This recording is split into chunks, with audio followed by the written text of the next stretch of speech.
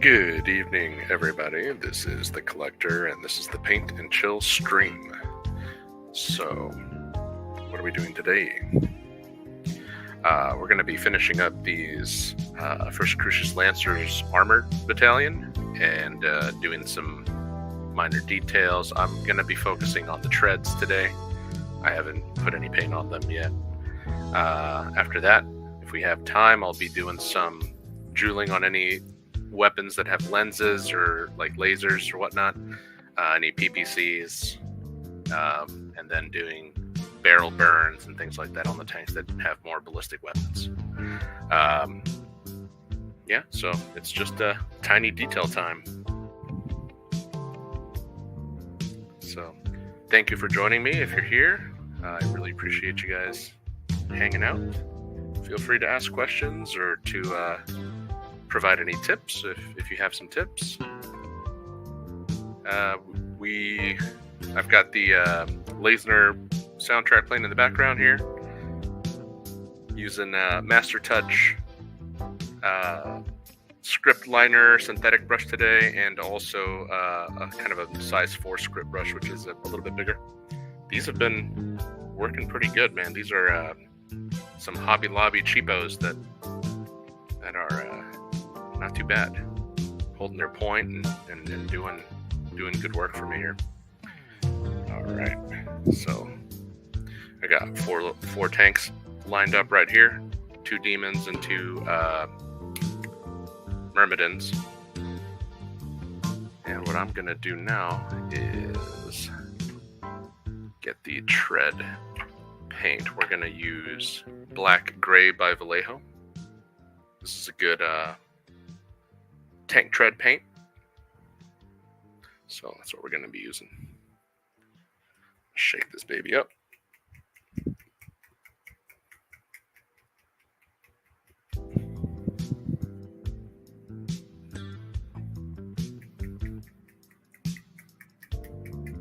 Shake this bad boy and get that agitator in there moving. These Vallejo paints are really goopy.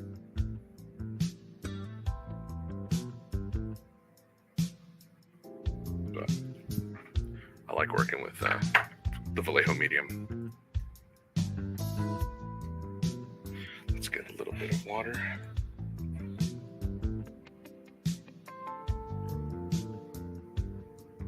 And let's get some of this flow improver in here. This also helps. I like putting at least a drop with some of these thicker paints, like Scale 75 or Vallejo.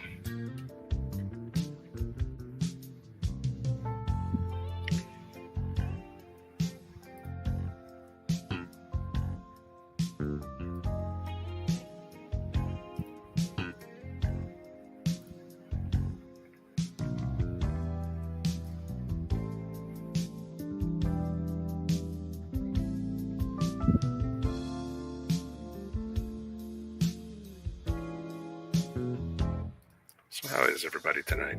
Hope you guys are enjoying your Saturday. Did you all see the new Text Talks Twycross episode? I have not had a chance to see it, but after this stream, I'm going to sit down and watch that.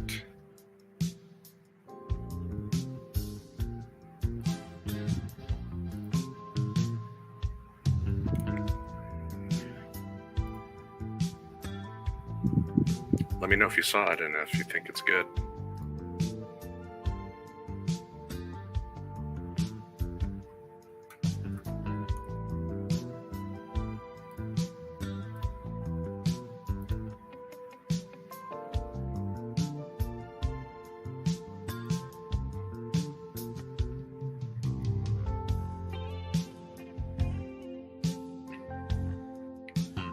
Mix this paint up a little bit.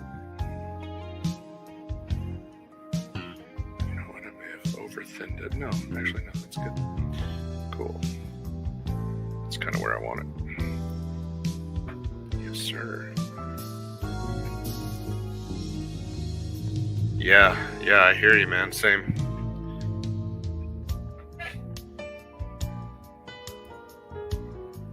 It's a pain having to deal with people that make life just a little more difficult than it needs to be, huh?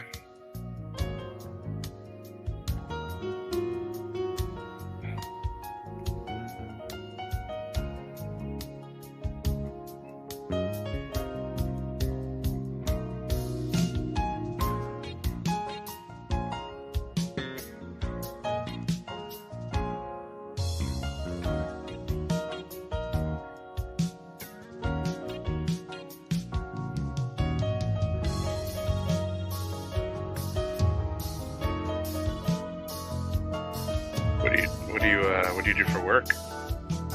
18.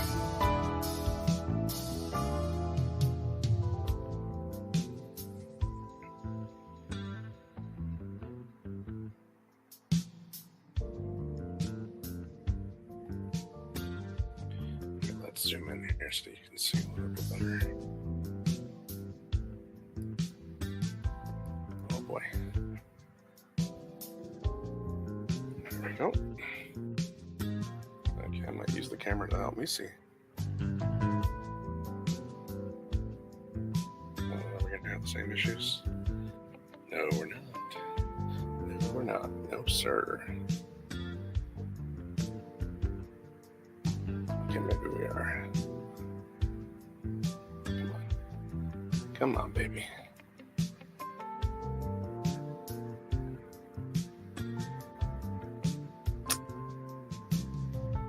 This I'm using Logicam, and sometimes it works, sometimes it doesn't. It's very finicky. There we go, a little bit better there.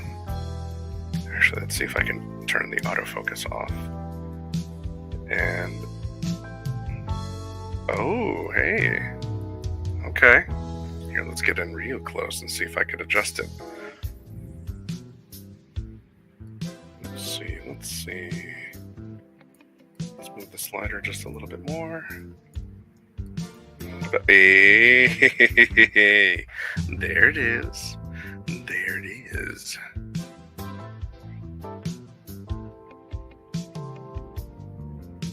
Alright, I gotta worry about the autofocus. See, the more you learn, the better you get. And it doesn't just apply to painting.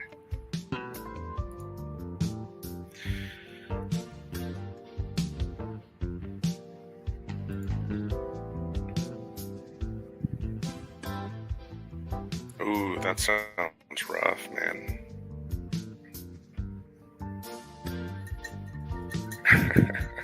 Yeah, September's it's like everybody's getting ready for the holidays.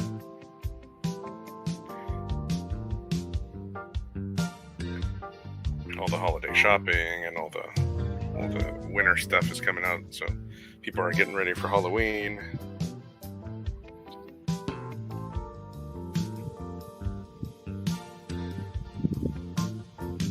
All these, like, the sports season too. There's like all the fall sports.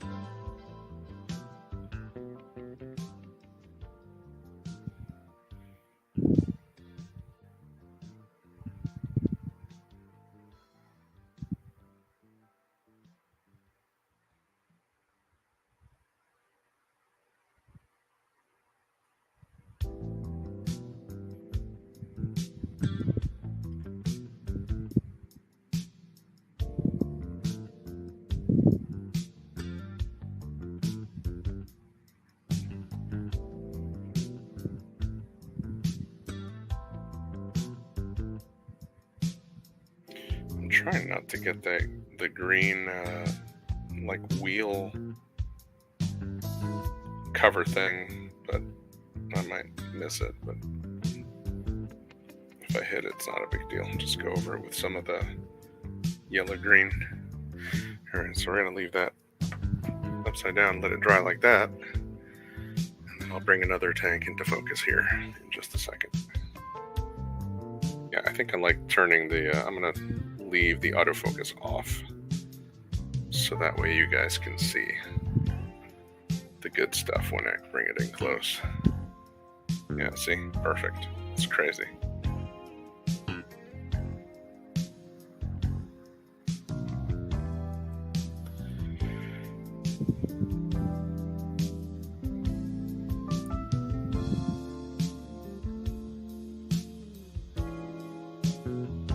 you'll notice that there's some exposed metal there.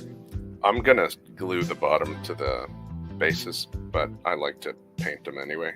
Just so like when you're viewing the model in a different angle, it'll still look like it's painted all the way underneath as well. It's one of those little extra things you do.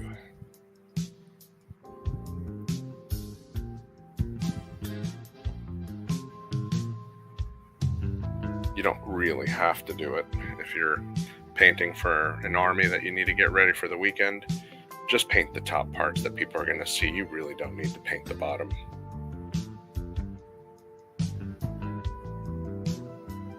Especially if you super glue your tanks, or even if you don't even put them on bases, the bottom of the tank is going to be touching the table, so people aren't really going to be looking at it.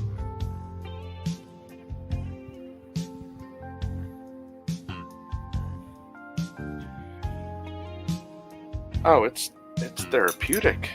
Come on, Hateen. This is where the good stuff happens, man. This is where all my worries disappear, and all I'm thinking about is tank treads.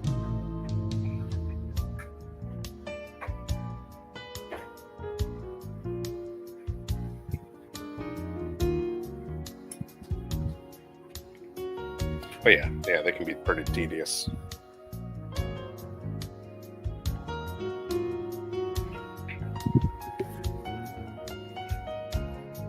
I got like 14 more of these to do, so plenty of material for the stream.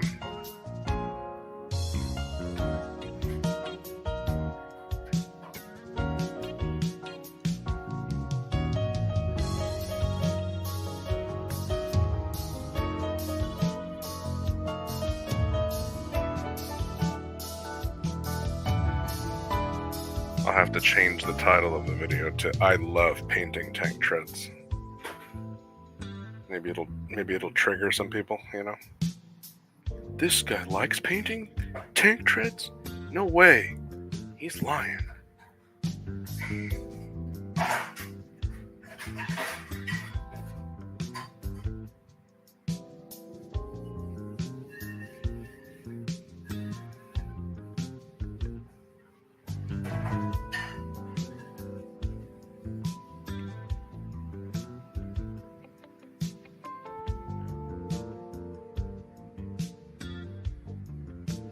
All right.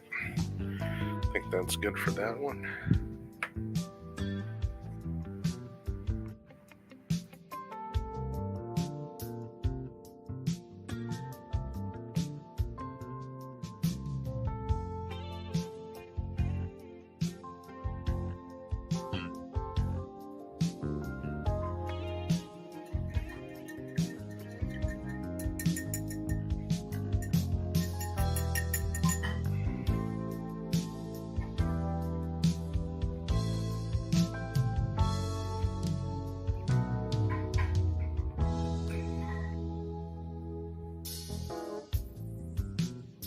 But yeah, painting tank treads. That's not the fun part of painting armor.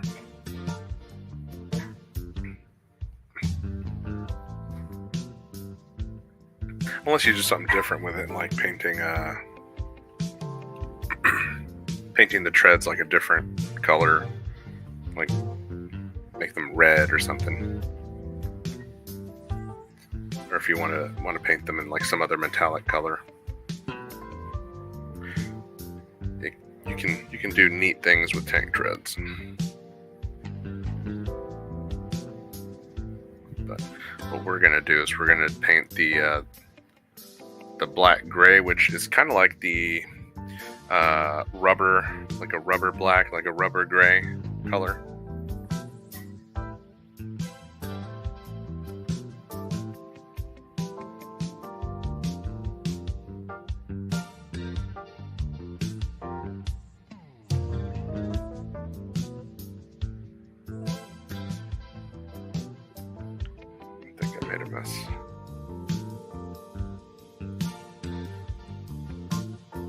All good though.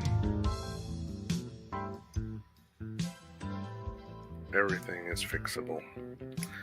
Everything.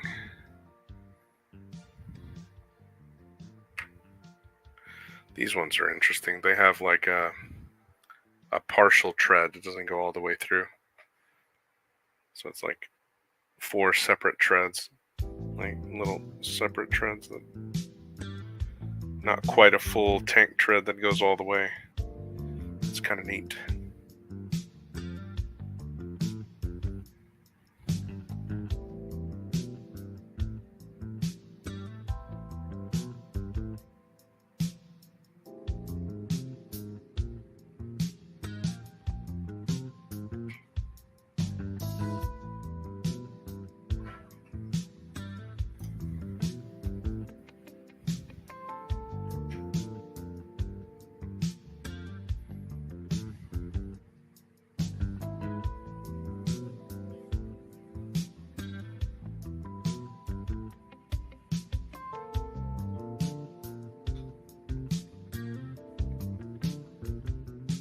I think it's Strato Minis is where the client got his.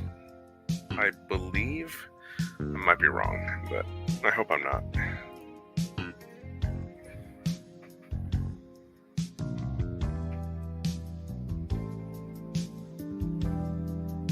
But it's a cool tank.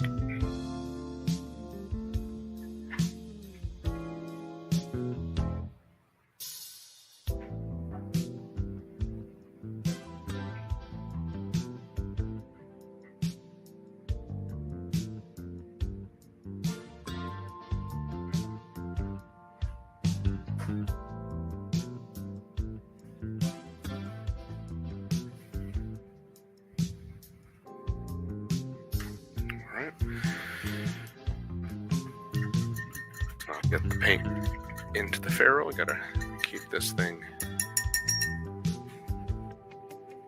as clean as possible. Even if it's cheap synthetic, you still want to take care of these brushes. And they'll last you a lot longer than they should. Alright, I'm gonna put these back in the light box, which is on another shelf. They're not in the way here. Let them dry. And then I'll start pulling some more tanks down here in a second. Alright, let's get these last 2 Myrmidons that are going to be we're going to do. And then we'll take care of the Ontoses. There's only 2 of them, but they've got nice big tracks that are pretty easy to do. Yeah, these are beautiful. These are the Sir Mortimer Bombito Ontos. I forgot which variant, but it's the one without the missile packs. I really like how it's coming out.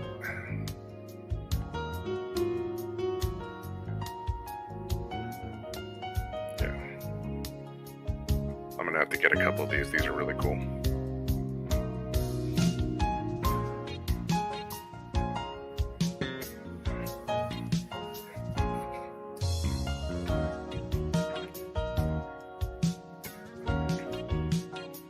Yes, sir. Yes, they are. And I don't have any of them. So I'm a little jealous. I'll have to get one of my guys that play at the store to print some for me. Here, we'll start with this guy. Get some of that rubber black gray. And then once I get all these treads done, I'm going to bust out the airbrush and do a misting of a sand, like a desert tan color, but from bottom up. So there'll be like a very slight fade from the tan to green. But I gotta be careful not to overdo it because these are supposed to be green tanks, not desert tan tanks. So it'll be like a very, very light misting.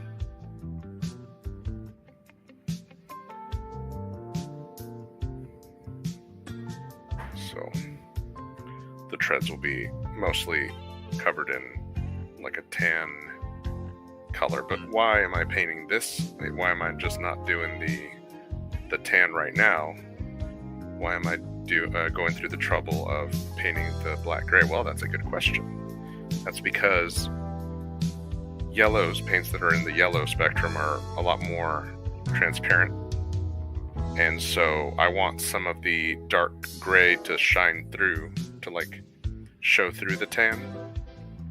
So that way the dusting looks more natural. Like mud is caked on something that's black versus mud that's caked on something that's green that shouldn't be green. So it's those little details to think about when you're painting.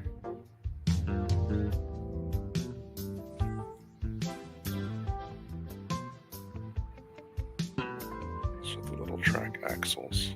I'm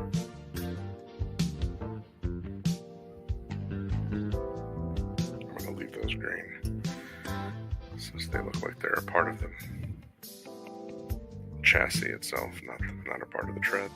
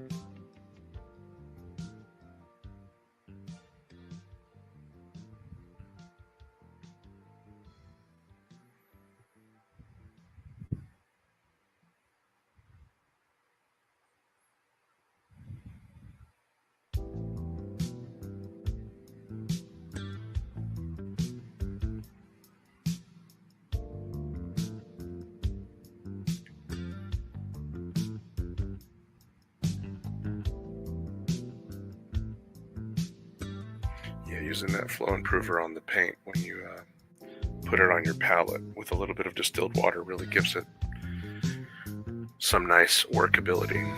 It's thin enough that it's going where you want it, and not too thin where it's just dripping everywhere, but opaque enough. And this is why I still use a lot of the Vallejo model color, is because the opacity and the pigmentation on this stuff is high quality, and that's an old bottle too.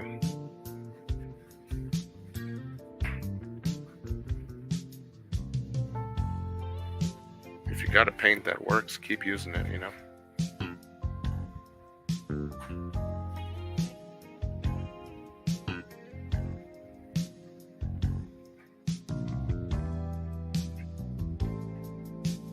There we go, yeah. Getting a better feel for this.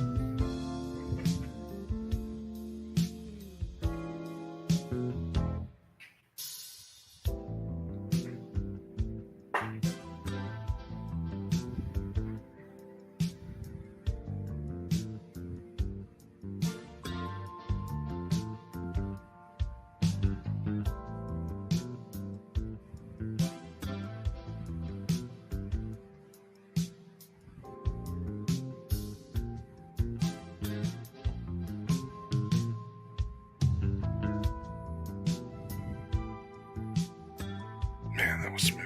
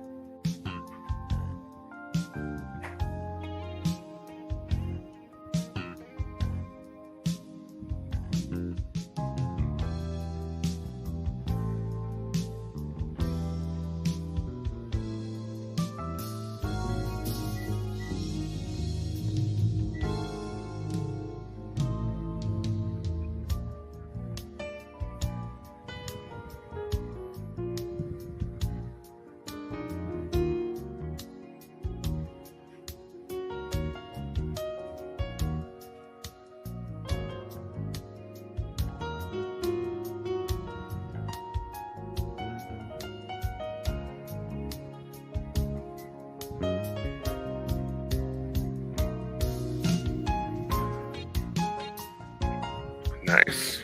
Did you get enough pictures of for the Whitworth?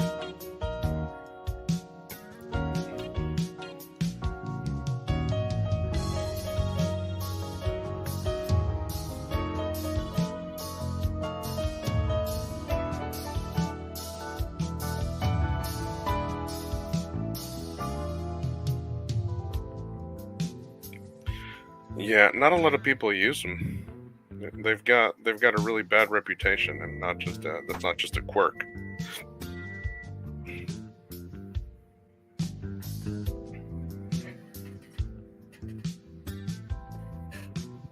Yeah.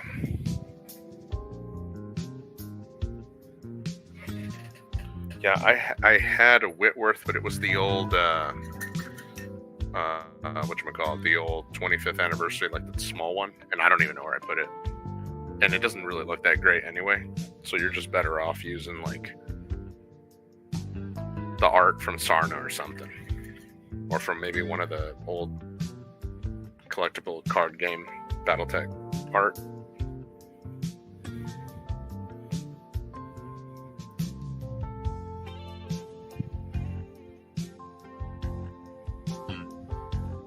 Yeah, I could see that. It'd be a good light missile boat with hands that can do other things other than just be useless.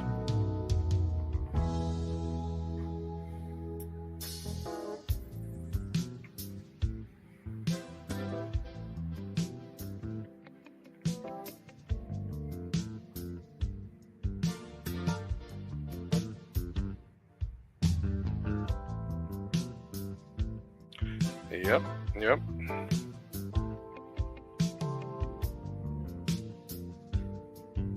And if you modify it a little bit, maybe give it a better missile system. Get rid of the hand or the arm mounted light lasers is what it comes with, and just give it actual hands.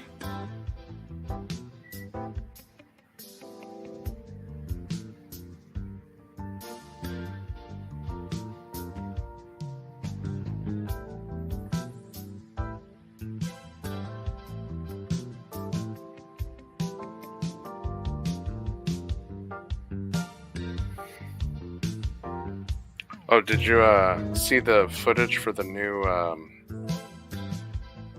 Front Mission 3 remake? Like, they finally got around to putting out stuff on it.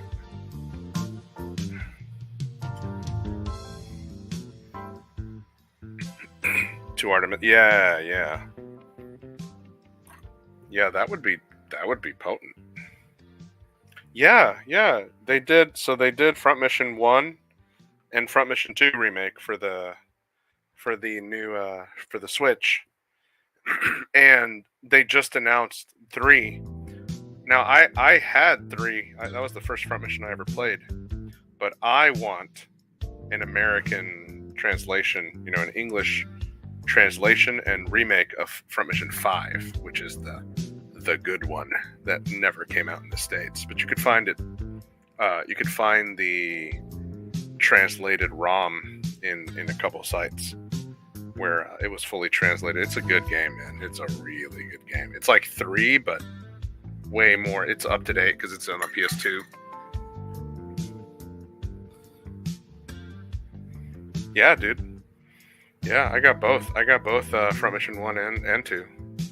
And 2 was never released in the States either. It was never released in English. So if you don't speak Japanese or read Japanese, then you should get 2 also, because 2 was never came out in the States, and now it's been out for a while now, and that's another good game. And you don't need to play it to understand what happens in Front Mission 3, but to understand what happens in 5, there's some characters that cameo in 5 that were in Front Mission 2, which is pretty cool.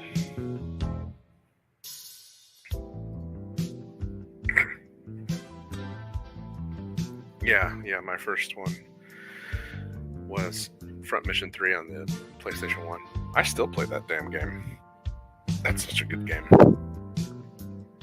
I wasn't into like Final Fantasy Tactics like all my friends were. The same people that made that game helped make Front Mission 3. It was my BattleTech before I even knew what the fuck BattleTech was.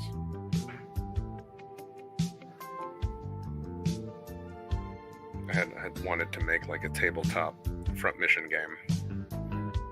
Lo and behold, they already made BattleTech with like, you know, your left arm and right arm armor and your leg armor and your torso. Yeah, you're lucky, man. I've said it a million times in the server, but like I'll say it again for the viewers here. I didn't know what BattleTech was until way after I left and joined the military in 2005, and it wasn't until I saw other people who were like talking about it, and I saw somebody playing it at a game store in Florida in 2009 that I was like, oh, that's MechWarrior. And they're like, no, this isn't MechWarrior, this is BattleTech. This is what MechWarrior is based on. And I was like, oh, tell me more, please.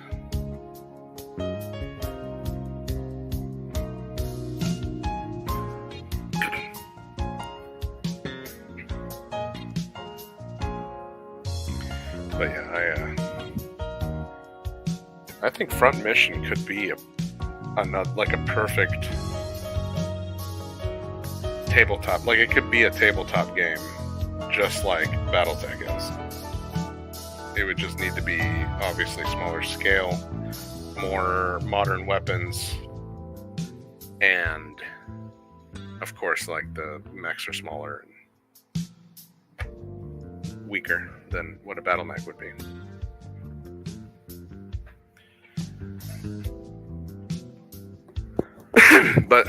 But you would have the squads, squads of Wanzers, Wandering Panzers.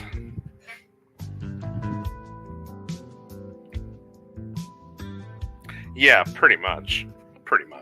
Speaking of heavy gear, I downloaded PCM, the PC emulator, and I got a Windows 98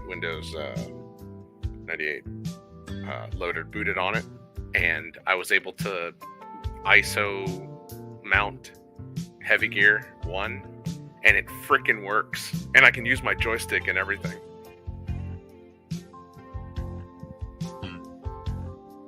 Hey, how's it going, Damien?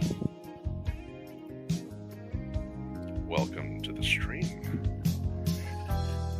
We just hang out and chat, talk about all kinds of mech stuff. Not just BattleTech, but like Gundam or Front Mission or whatever. Now, see, I was talking about not painting the bottoms. These ones I didn't paint, so, and they might just stay like that. But now I'm feeling like an idiot. So you know what we're gonna do? Is we're gonna take a detour into Priming Town, and we're gonna prime the bottoms of these things.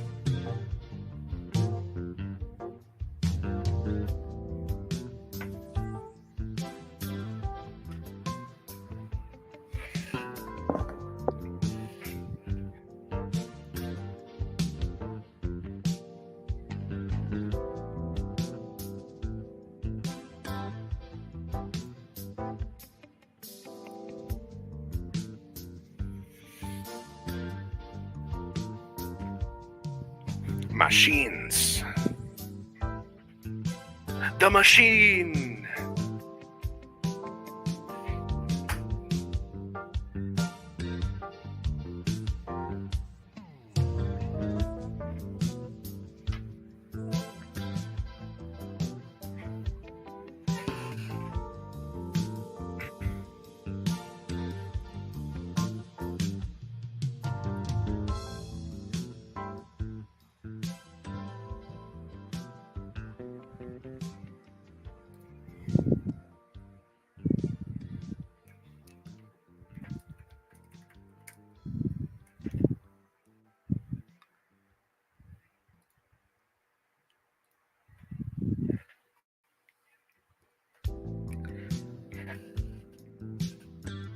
Wolverine Union needs more. They need more machines.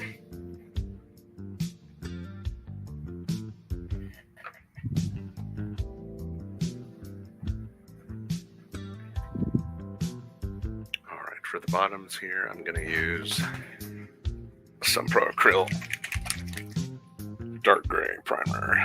Neutral dark gray primer.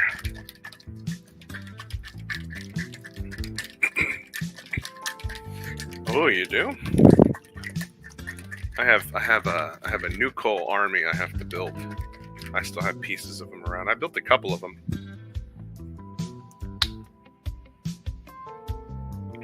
Bioroids. Yeah. Those are them weird fellas with no brains that are used as human interface devices.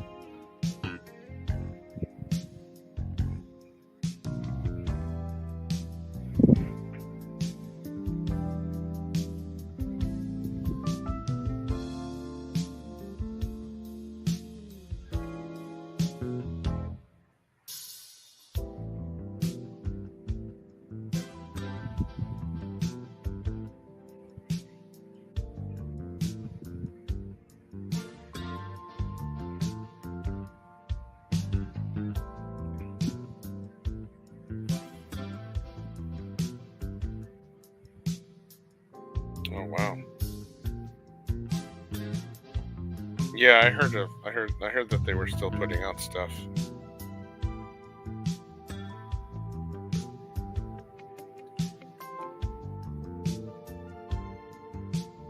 DreamPod 9, they're still putting stuff out. It's amazing that they haven't disappeared. They're still kicking over there in Canada, in Canada land. Yep, they're Canadian. Yep. They're the cool Canadians that like giant robots and Japanese mecha anime. A lot of the DreamPod 9 stuff is very, very based on like Votoms and Front Mission. You know? I'll even argue and say that DreamPod 9 has been much more successful in being smart with their business than some other companies that deal with legacy mecha franchises. But I'm not gonna say who. I'll let you guess.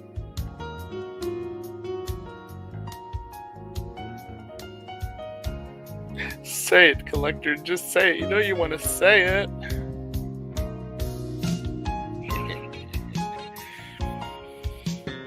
It is Votoms, yeah. It pretty much is Votoms. Like, the fucking heavy gears are just Votoms. They're Armored Trooper Votoms. They're the same exact scale. They use the same exact weapons. It's the same exact... Almost the same exact storylines. You know, interstellar colonial feuds with feudal empires using battle armor, essentially. But, I mean, again, Votoms is another iconic real robot anime franchise. And then you got the spin-offs like Mellow Link, Armored Hunter, Mellow Link, and some of the other Votoms spin-offs, the newer ones that came out.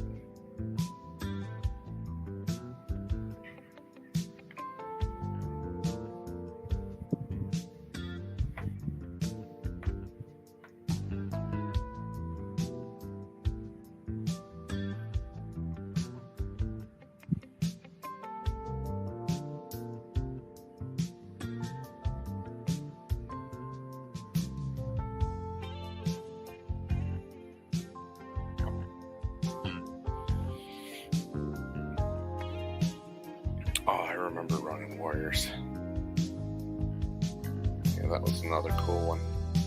I liked the design of the armors. I think I had a action figure of that thing, of one of the guys. I think it was like the green one, and it reminded me of Gundam. I was like, damn, this is some legit Legit looking armor. Like some Kurita shit. Like some Kurita battle armor.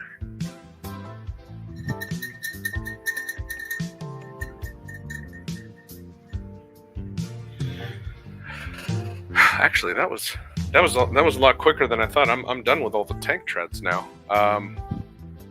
I'm gonna let this stuff dry, and then I'll get the airbrush ready, and then you guys will see me. Well, you probably won't see me airbrush because I've got a airbrush to the side of my vent because I got a lot of crap in there right now.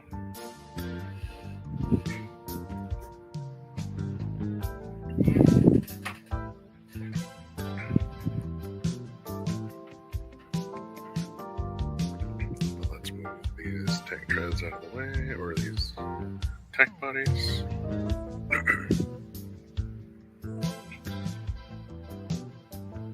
Oh, nice. Let me see some pictures. Show me some pictures, Damien.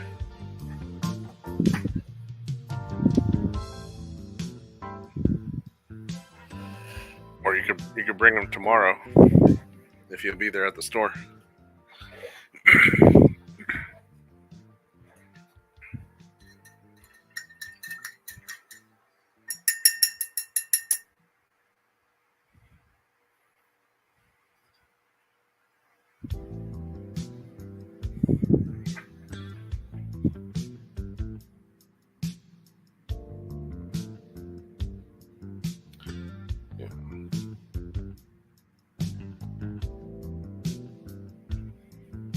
Sounds good, man. I'll catch you there. All right, let's start doing some turret details. That's gonna be our next thing to do while all this other stuff dries.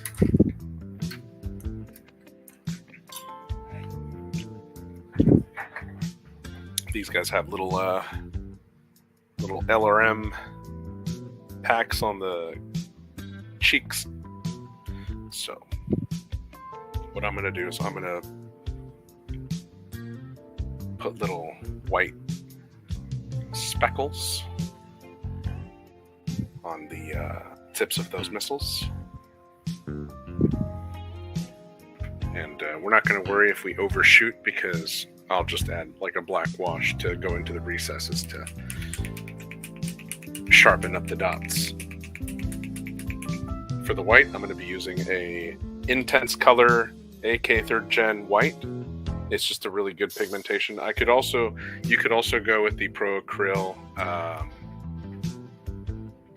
this one right here, the heavy titanium white. That's another good one you can use for doing missile tips, or if you need just a one-touch coverage with a white. Great for missile details or small striping or something.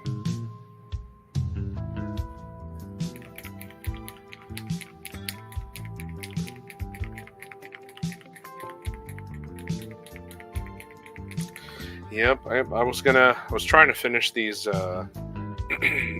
House Merrick Word of Blake forces that were going to be OP4 for the PvE campaign, but I didn't really get a chance to finish them all. It's a lot of stuff, to be fair. Plus I have all these other responsibilities I got to take care of on top of things. But you don't have to do everything all in one day. That's what I tell myself.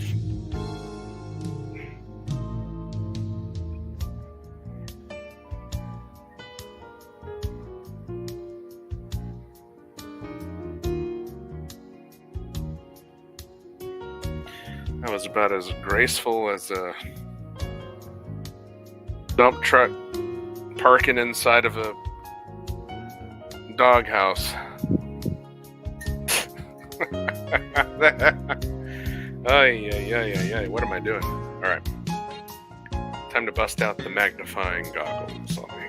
Give me 1 second here. There's my magnifying goggles.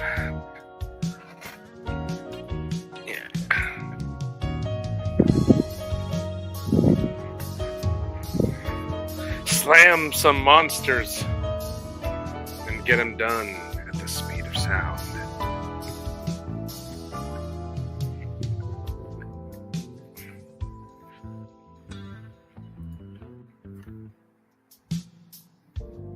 You know, someone's gonna get their monster slammed.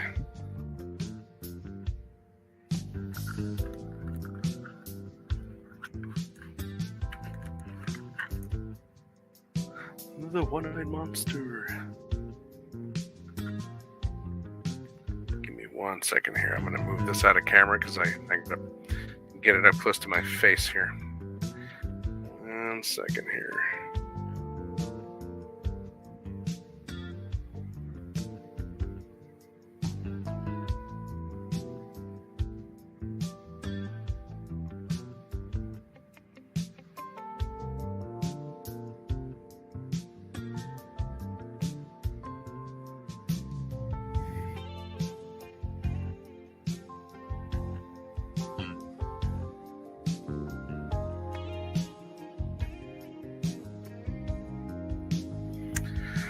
Okay, that wasn't as bad. So, without the goggles, with the goggles, I kind of fat fingered the top right one, but yeah. Get y'all some of these magnifying goggles. They work. They're very useful.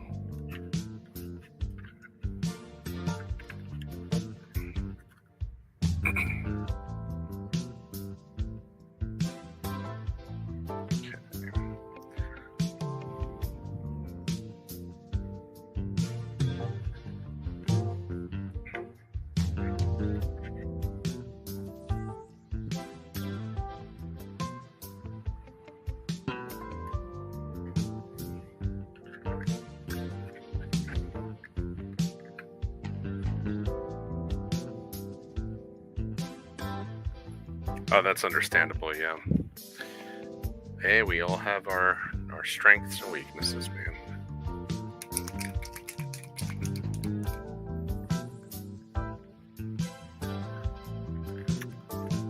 I never really got into writing.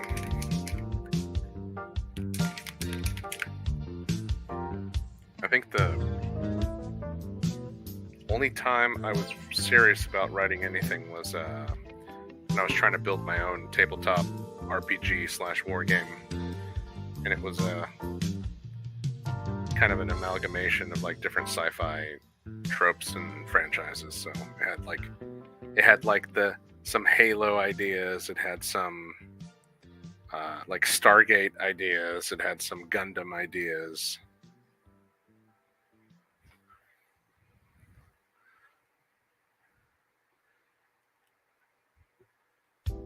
And it also had some heavy gear ideas, I suppose, because it was like it's an interplanetary conflict between colonies of humankind that escaped to this one planet, and very, very heavy gear-ish. See? And with a little black wash, all those errors just disappear. And now you've got these cool, sharp little white dots. Isn't that crazy? Isn't that crazy how that looks? That's some crazy shit right there. Alright, and we're going to do the same thing with the other demon turret. I'll try to be careful with the missiles. I'm going to use the magnifier, so turret will be off cam for just a little bit.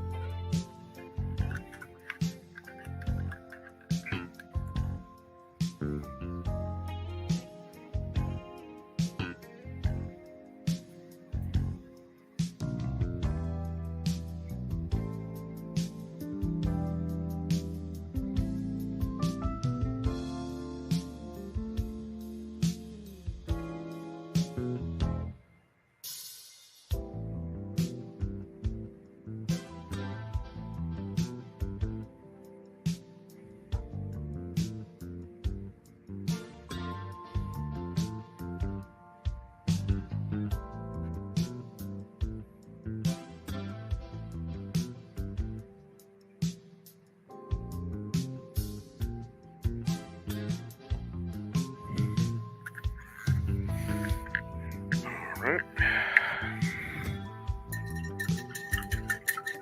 Even with the magnifier, it's still really difficult to get the little dots. I really just, the brush just kind of went right in that one. But we're not going to overcorrect. We're going to let it dry. And then once we put the wash on it, it'll have the same effect as the other one. So don't need to stress out.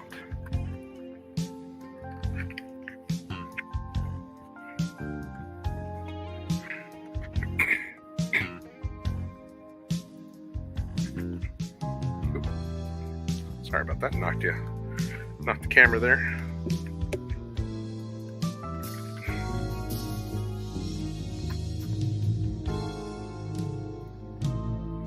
Let's see, what other turrets are we gonna do? We can do these myrmidons. A bit of chip paint on some of these Chevalier turrets, even though I varnish them. Make sure to varnish your stuff when you are working. You don't want to have to go back and reprime every single time you touch them.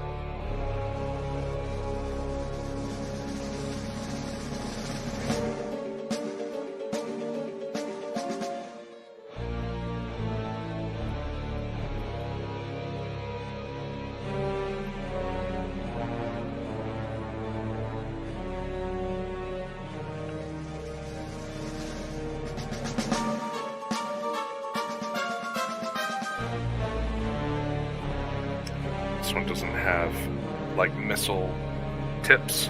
It's more like missile, like barrels. So for this one, I want to bore out any of the barrels that might have a little paint kind of caking up on them. So like these two over here, I'm gonna put this little needle, kind of just wiggle it around. Top one, kind of wiggle it around, just to try to make the opening a little bit bigger. You don't want to break the paint or the model itself, but you do want to try to make everything uniform. And even if it seems like, oh, it's so tedious and just unnecessary, like, you know, some people might be OCD. They might look at it and close and say, hey, you know, that's a little too much paint in that spot. Like, why weren't you careful? But I also, whenever I go to put in some black wash, I want the wash to go in and not be stopped by some dried paint that didn't go in all the way. So, but I'm satisfied with that right there. It doesn't look as bad. Let's check the other one.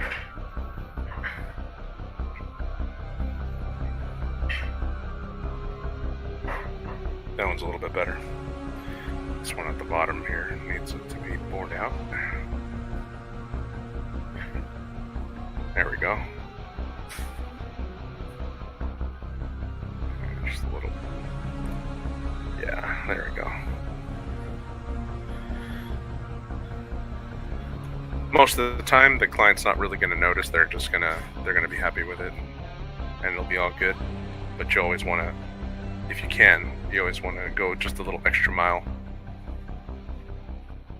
You know.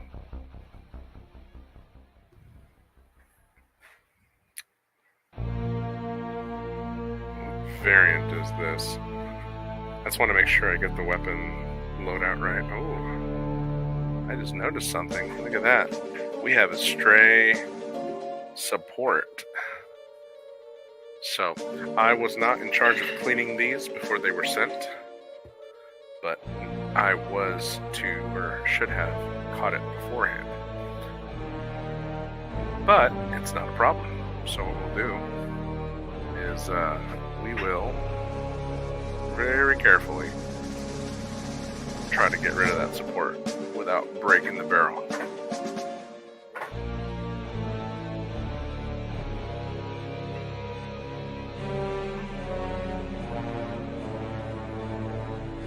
There we go.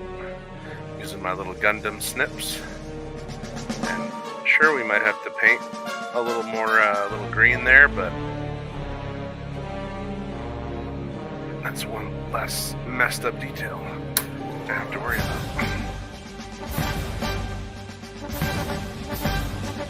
Let's see if that bottom part use dark yellow green. There it is, my dark yellow green. So, yellow green for the main coat, dark yellow green for the bottom coats.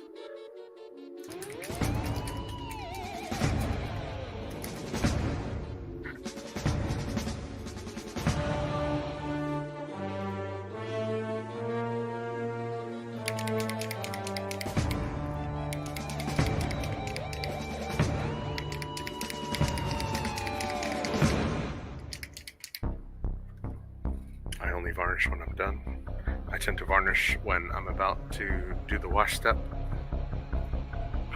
Gives cleaner lines. Yeah, and you know, everybody has their way of doing it. I used to paint until it was just about done and varnished at the end. But then I ran into an issue where, while handling certain models, especially metal ones, like a lot of the Ironman metal ones that I'm working on today, they tend to rub off a lot easier than plastic models do. So if I'm painting the like the plastic BattleTech minis, I don't worry about it so much. But when I'm dealing with metal models, I try to varnish them kind of halfway, or after the base coat, after the base coat and priming and all that. I try to varnish them. Of course, not like multiple times. You know, you want to pick a spot in between.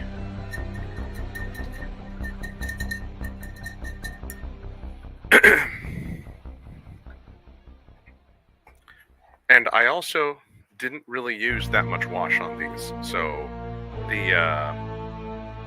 I had varnished the metal ones, and then I did a very light, thinned wash of the dark green wash from Army Painter. Or was it the camo? I think it was the camo shade green from Citadel. In any case,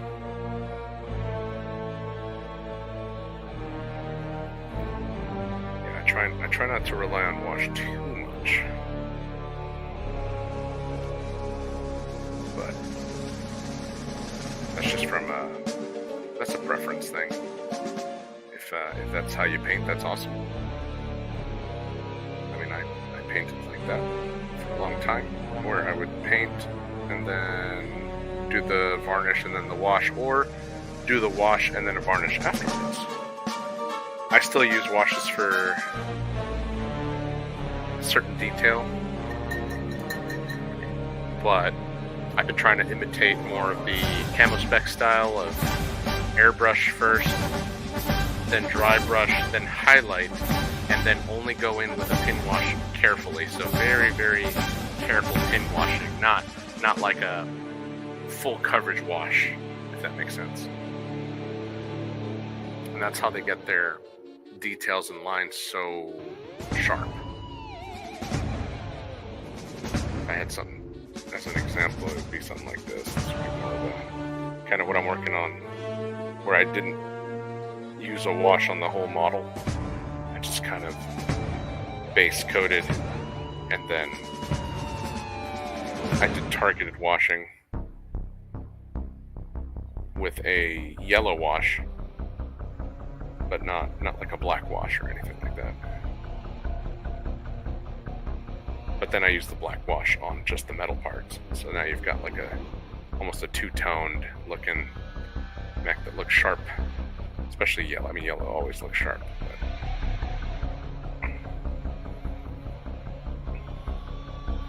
And then this bad boy was a pain in the ass. This one, I did use a wash. I used the orange wash, the Fuegan orange from Citadel.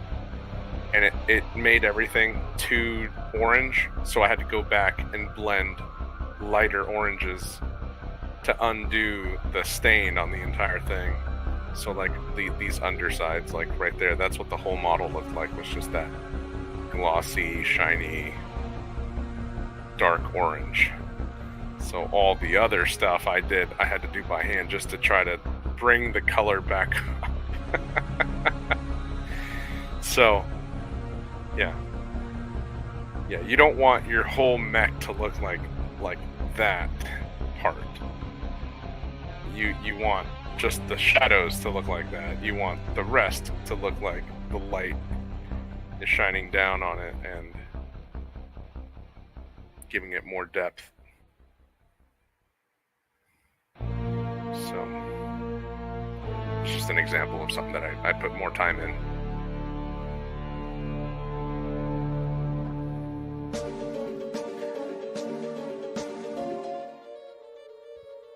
And these little missile pods look good. They look good to me.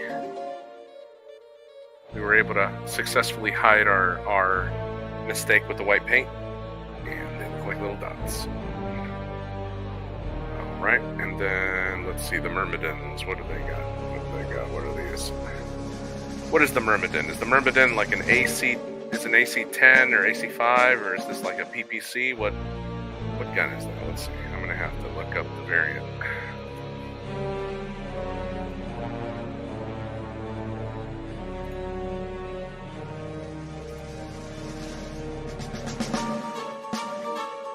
I like to do my ballistic weapons with that like burnt metal effect, but only at the tips with some smoke.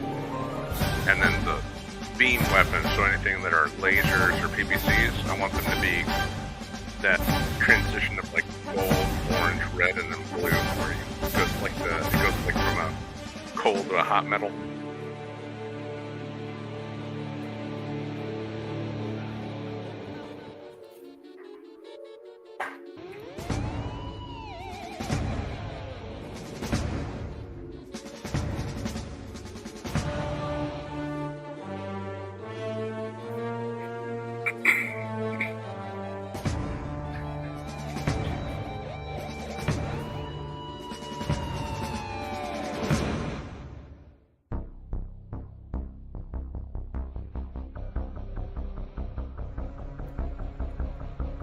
Myrmidon, medium tech.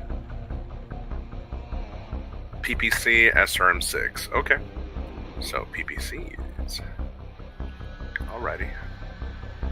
Let's do this then. Let's get a little dab of white, because that's going to be our focal point for the PPC glow.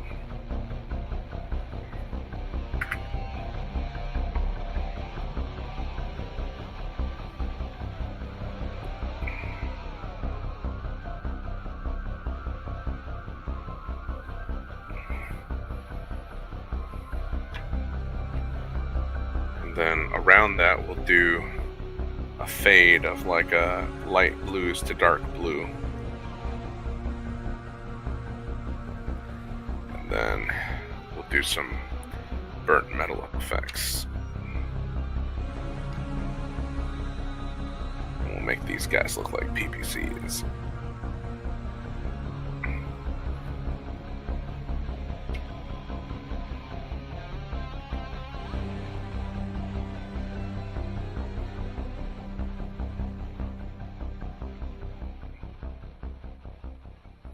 We got plenty of options for blues. We got the electric blues.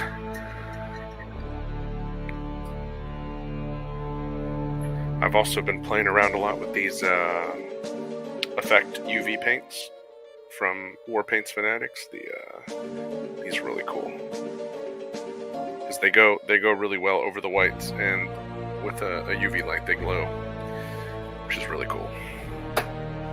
So we can do that, make that PPC look a little more brilliant. Client might actually like that.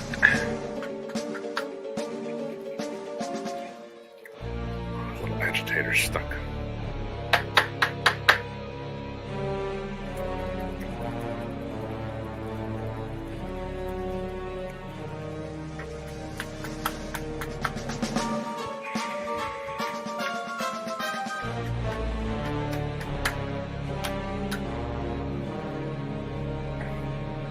It's not what it sounds like, I promise.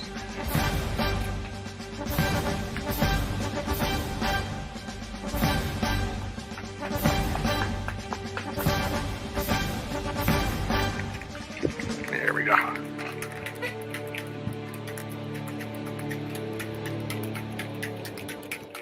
Just really gotta work that thing.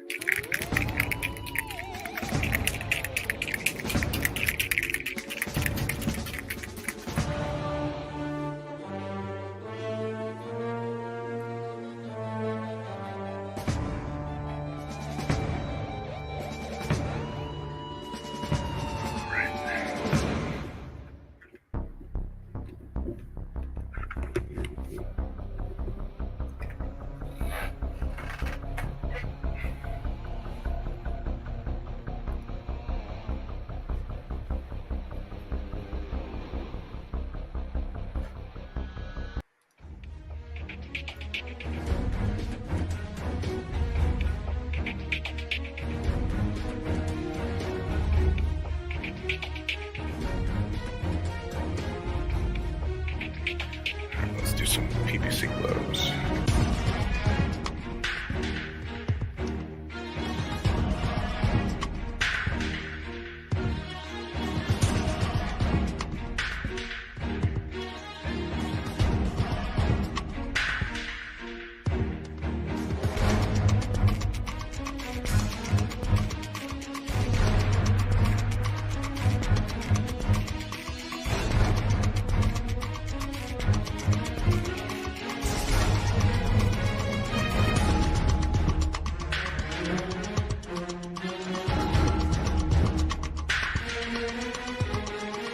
Another way to do glows is with an airbrush, but these barrels are so small, I don't want to overdo it.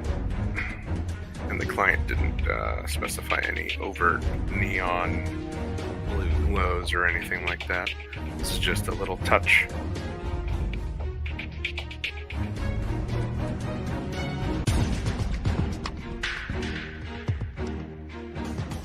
Little essence of PPC.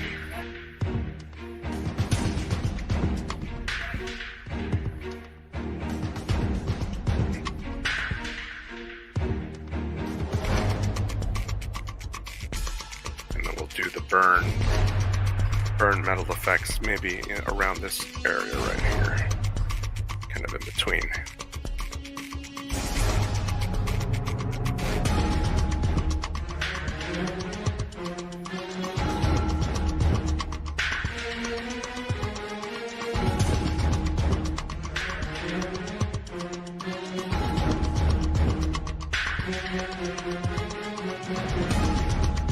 Alright, let's let that dry.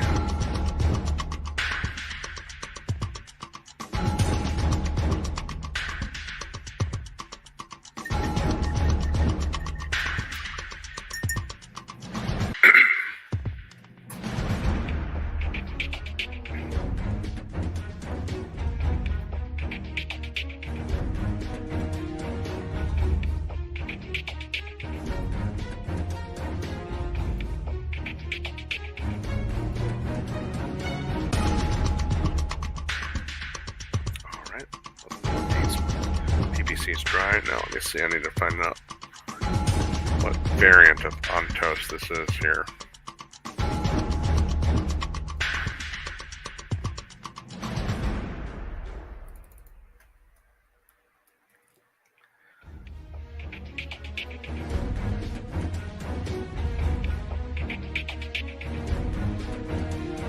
Medium lasers, 2 alarm. No, this one doesn't have the alarm 10s. This one has alarm 5s.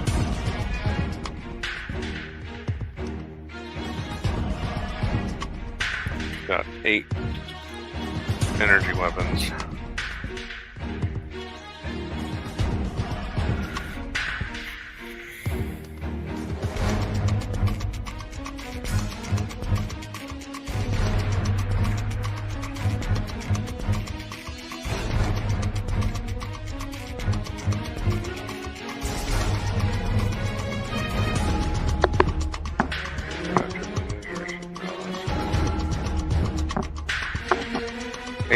Large chemical lasers and a pair of LRM 5s. Okay, that's what this one is. Okay. Perfect. Sounds good. Alright. And that is why you like Sarna. Not all of us, right? Not all of us.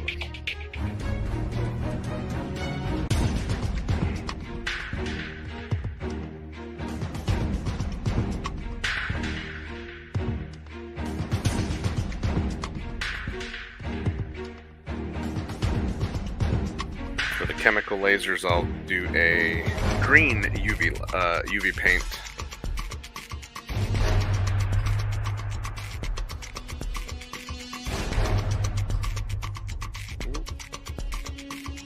I'm not disconnecting.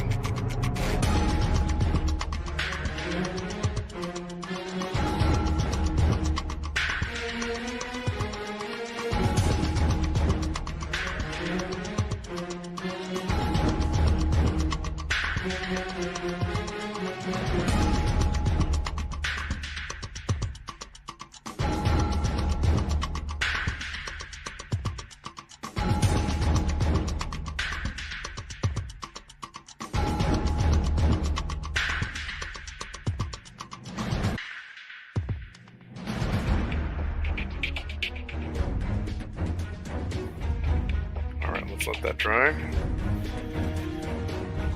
Let's do the other Ontos. Same thing, 8 medium chemical lasers.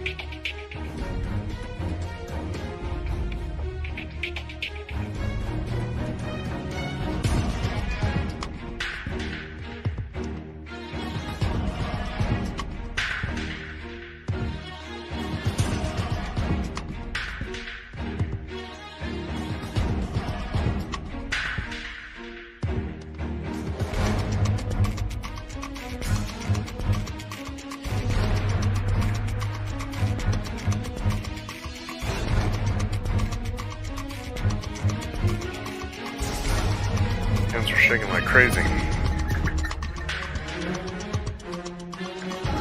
And looks like I forgot to clean that one off too.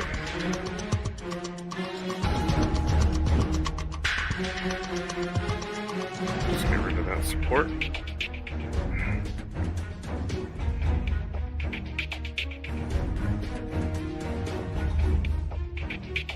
So no one wants to be stubborn.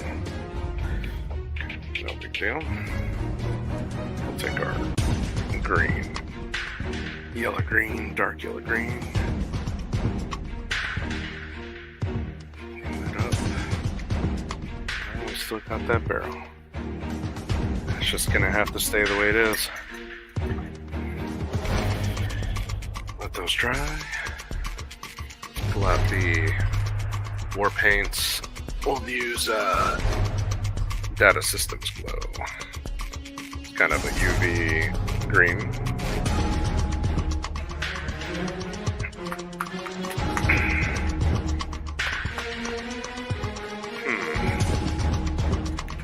But does it have to be green? Let's see. What's the weapon? 8 large chemical lasers. Let's go with pink instead. I think pink might work better as a large chemical laser. Why not? And it contrasts with the green a little bit better. And that'll be the power node.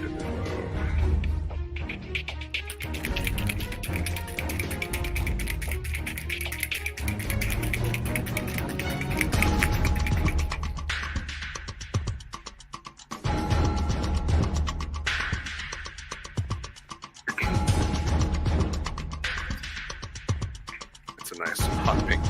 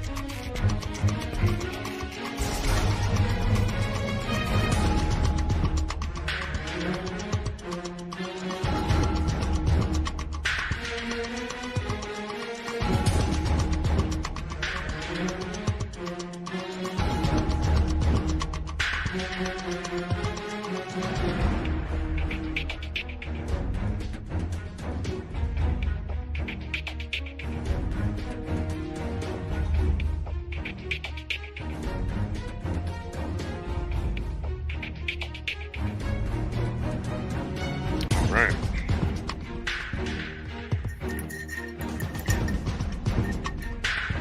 Got little missiles done, got little PPC things done. Yes, sir. Let's see, where's my UV light? I can show this off. Let's see.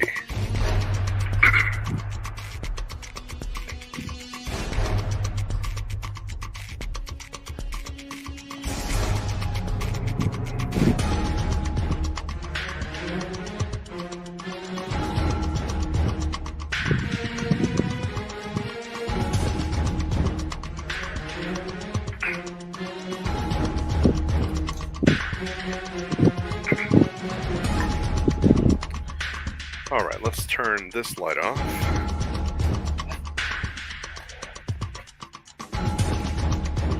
You can see the UV effect.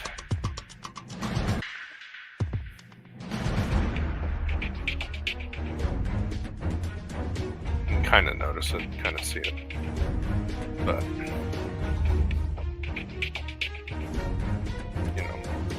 even if the UV light's not really shining at it directly.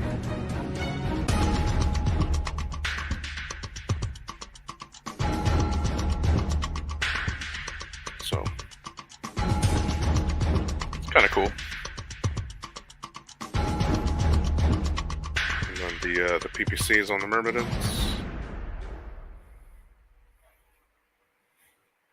So, little glowy PPC.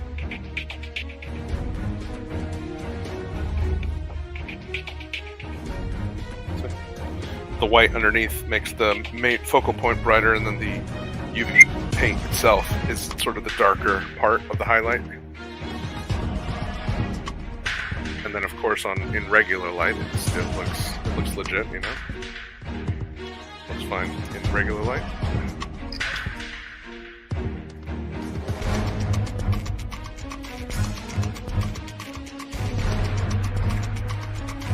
Oh yeah.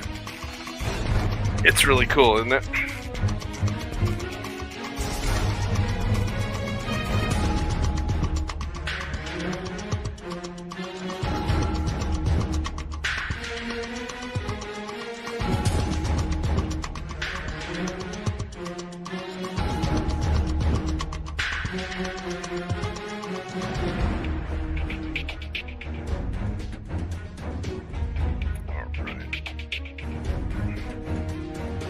For these ones, I do not know what tank this is supposed to be.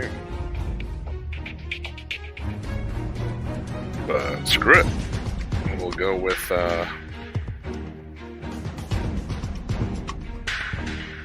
large laser-ish. I think that should work.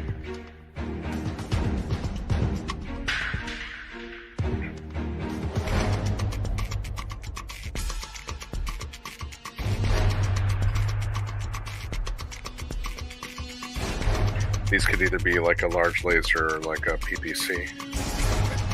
So we'll do something like that. We'll do the blue. Well, these ones.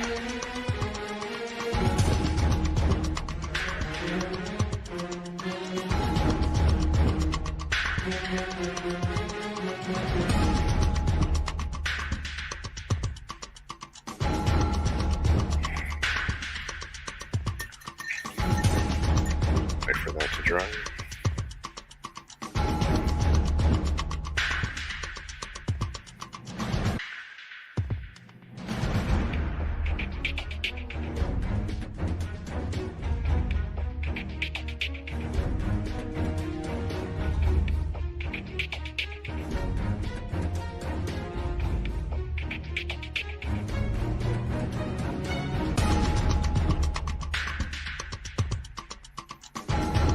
Right. Wait for that to dry.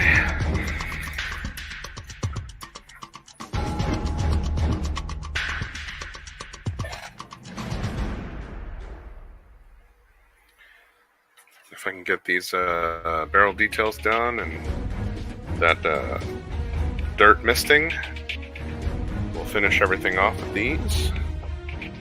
And this commission will be done. Then fighting piranha decals, man. These things are great. Just a little bit of water. Little X-Acto knife. Those things are chef's kiss.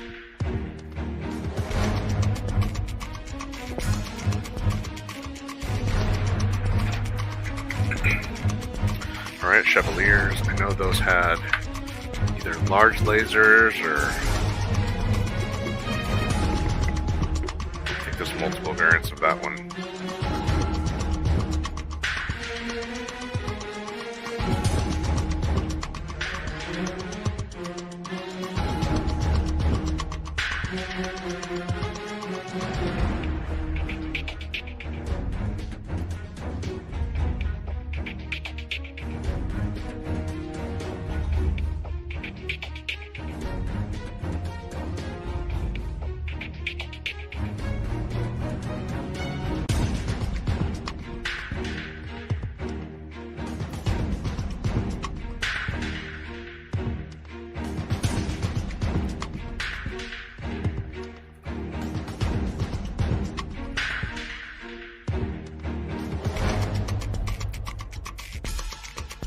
Chevalier. ER large laser streak SRM2. Okay. Yep, that makes sense. So ER large laser.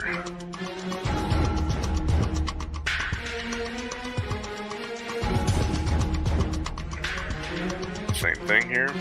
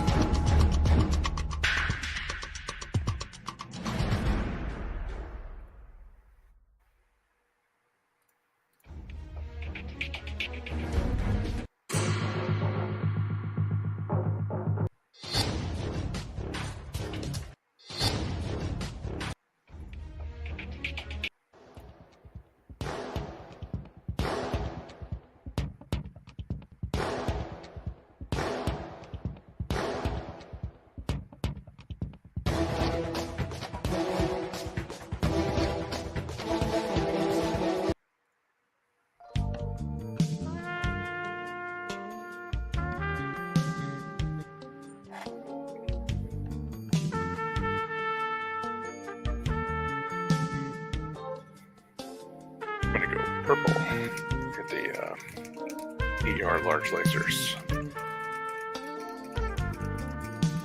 Then we'll use the Pro Acryl fluorescent purple.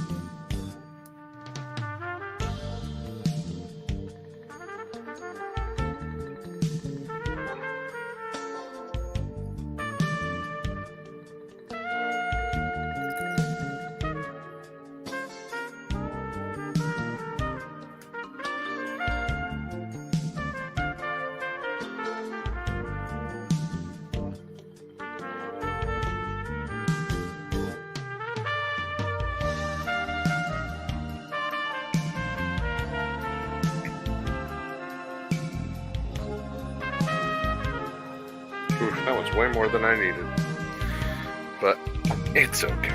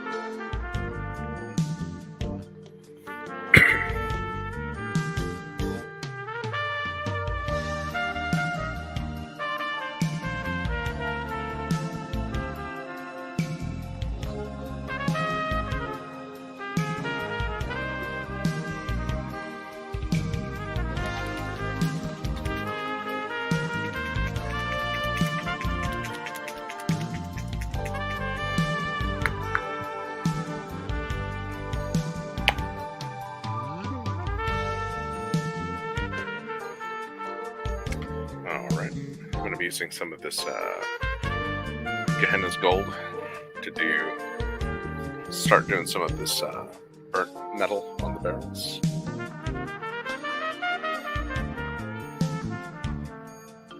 First barrels I'm going to do are the PPCs. Some of this in.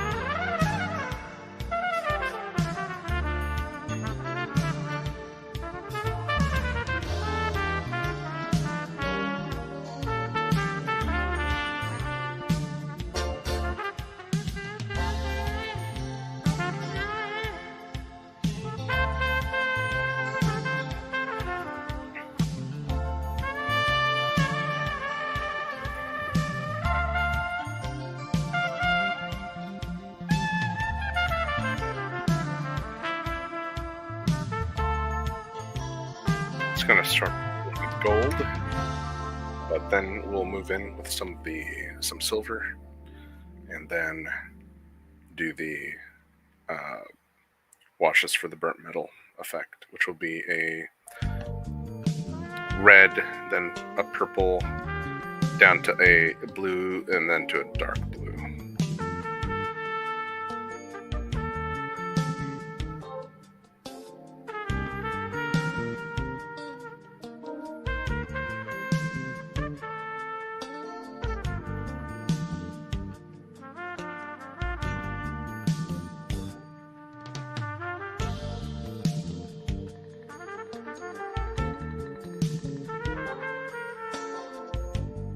I'm being careful not to mess with the tip where we already made the PPC effect with the UV paint.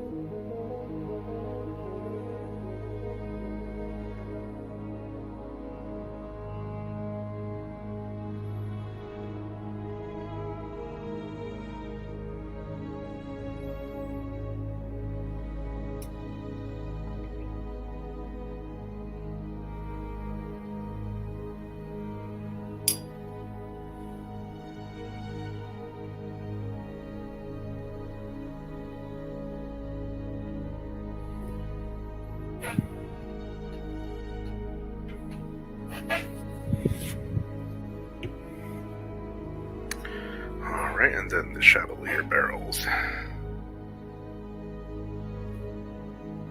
I might just leave them like that, honestly.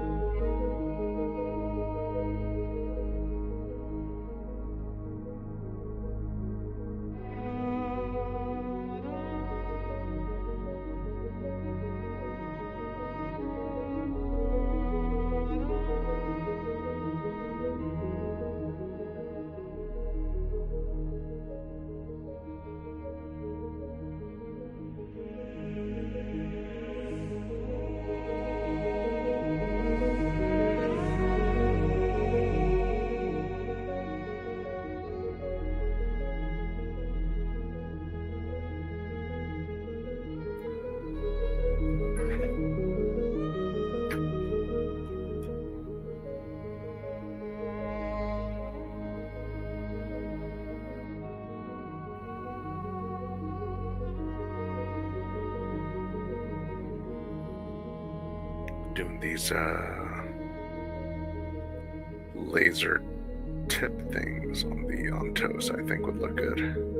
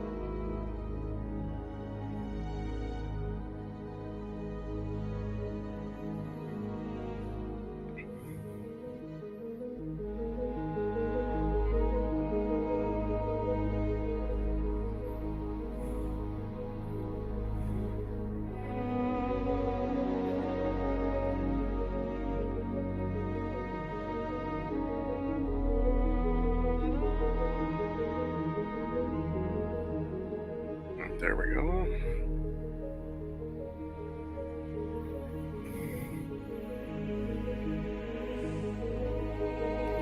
That'll look good.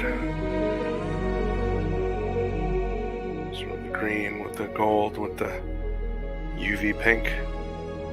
That'll contrast really well.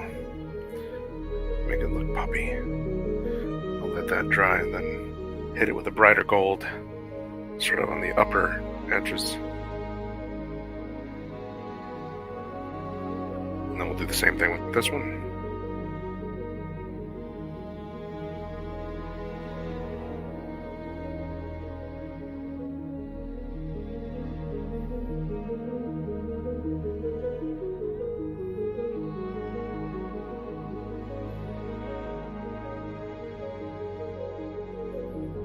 Yes, sir.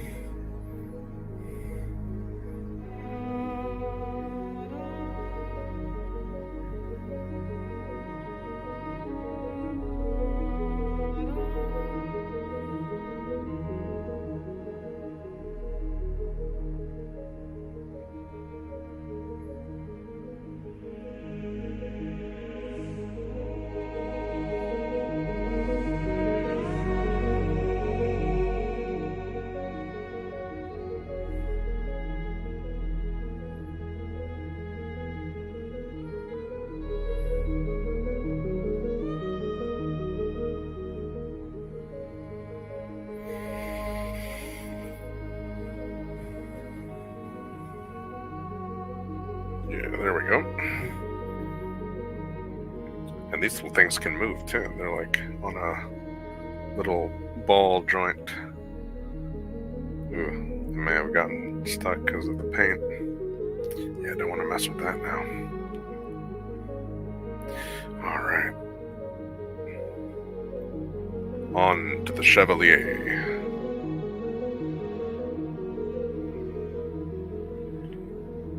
For this one, I'm going to do more of it, more of the barrel.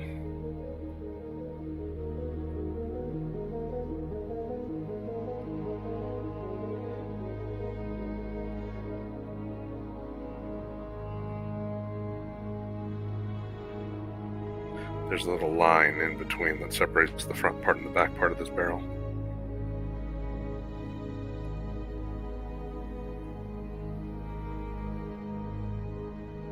And this is the part we'll do the burn effects, or the metal, hot metal effect.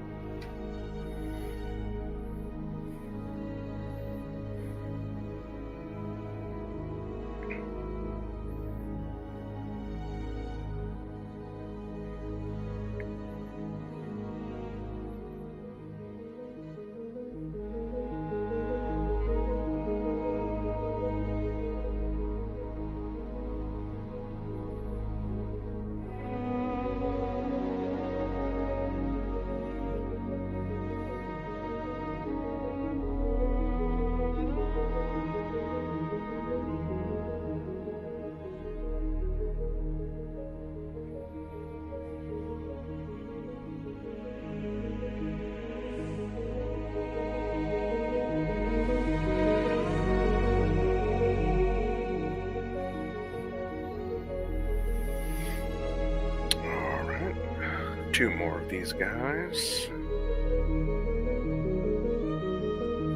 I really want this metallic paint to dry before I start putting any washes on it for the effect. You don't want to mess up your undercoat.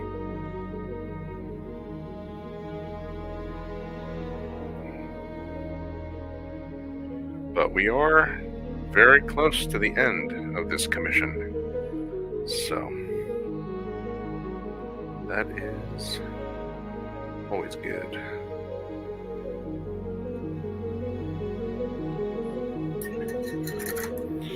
Got a little bit of a paint chip here. I got some of my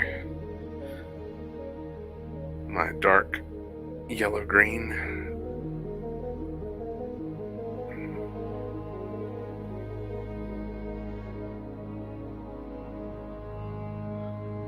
Just gonna cake that on there, yeah. Yeah, just cake it on, yeah. Yeah, buddy.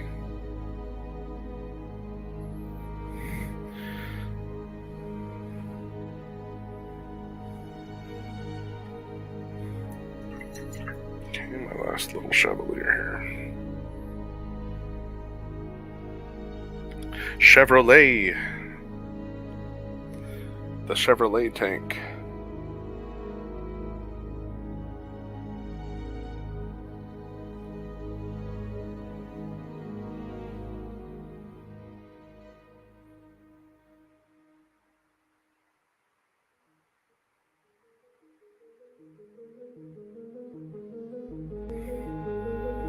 All right.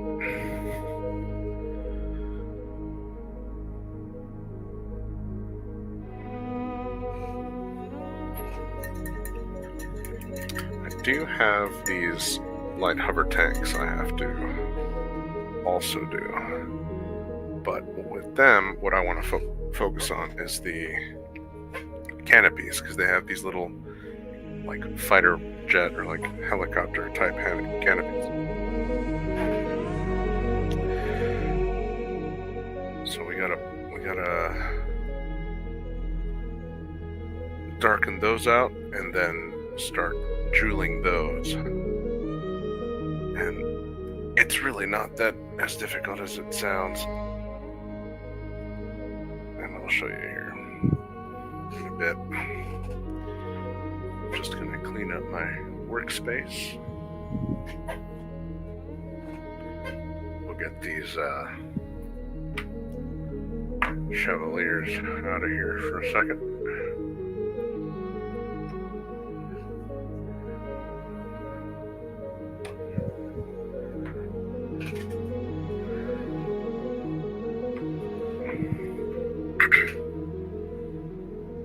While we wait for all the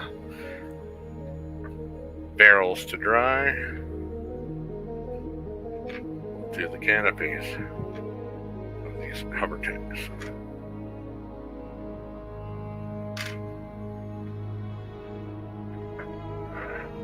These are those Dark Age light hover tanks. I keep forgetting the name of these things.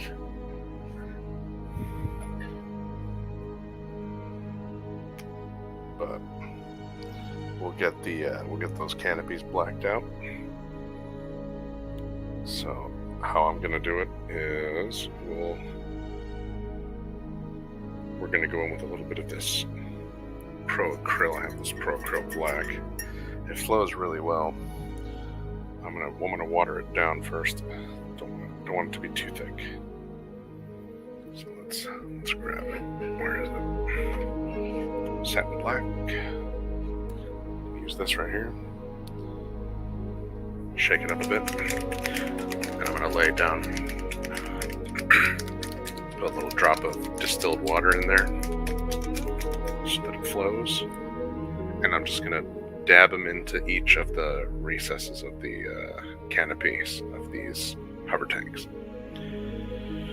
So I want it thin enough where it'll go in, but not too thin where it'll run all over the place, because black is one of those colors that can really fuck up the rest of the model if you're not careful.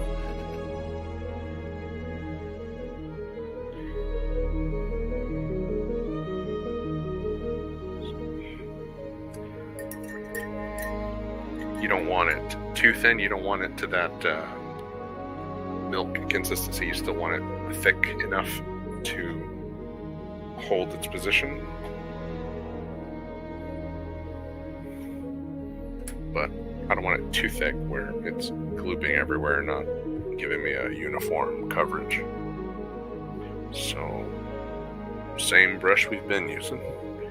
And there's raised edges on the canopy itself, and so we're going to use that as our guide.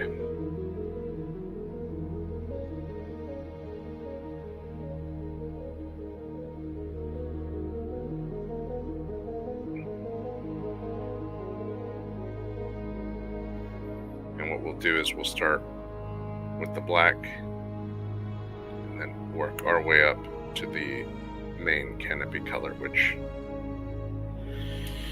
I'm gonna do, let's see, we'll go with a red, a reddish pink to go with the green, but not the same red that we've used for the striping, for the Davian stripes.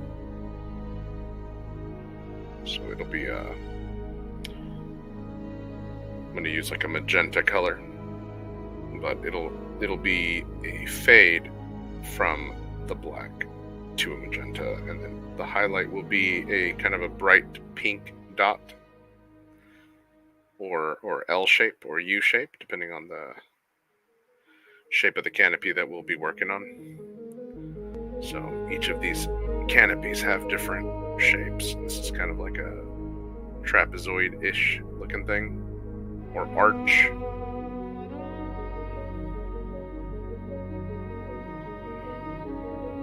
So I am orienting the model to my brush so that I don't have to bend my brush around, and I can have complete control of where my hand is on the brush. So manipulating the model.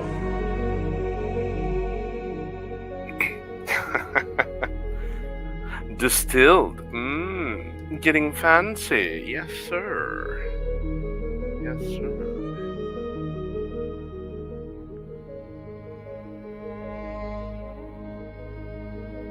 You already know that I'm so fancy.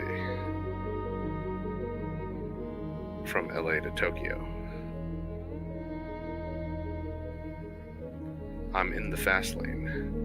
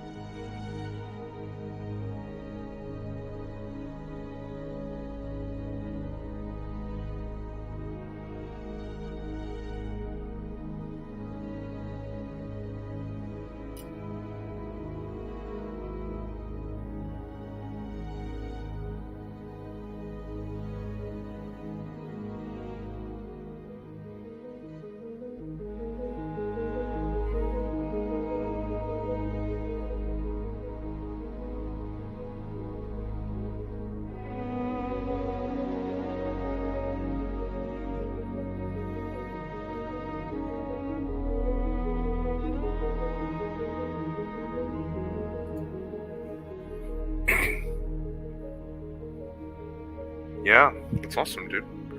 I might have you print me some stuff.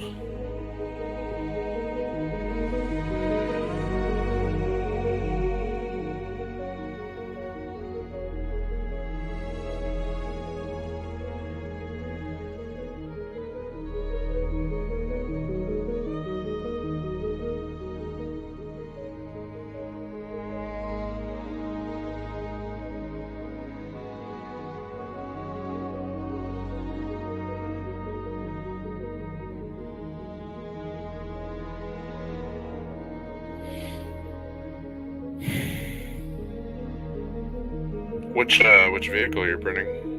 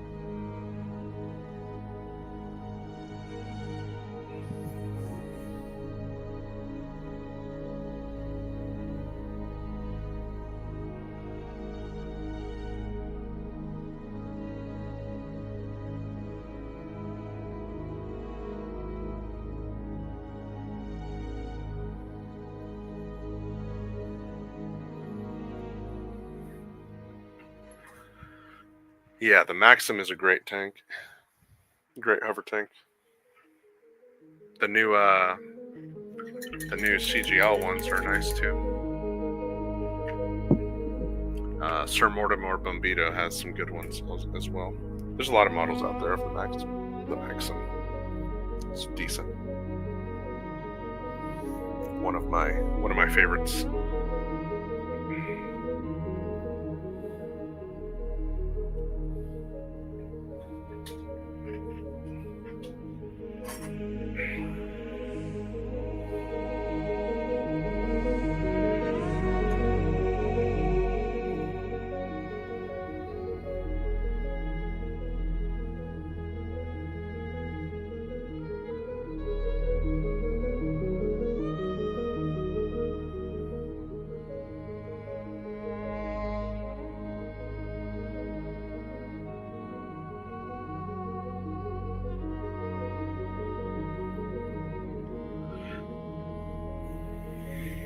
A lot of good variants of that Maxim. Has good transport carrying capacity for infantry.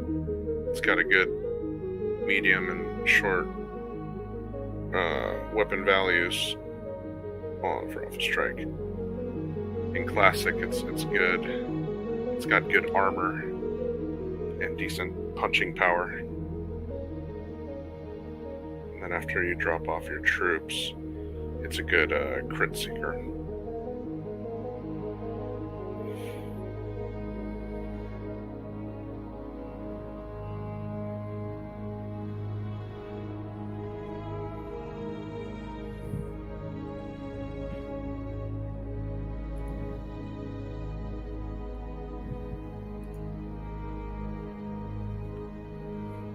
Oh yeah.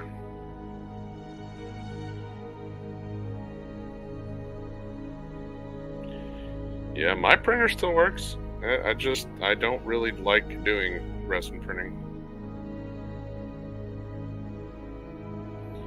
It was mostly to prototype stuff and to print stuff that I just couldn't get elsewhere. Either because the model doesn't exist or because I didn't like the official model. But other than that,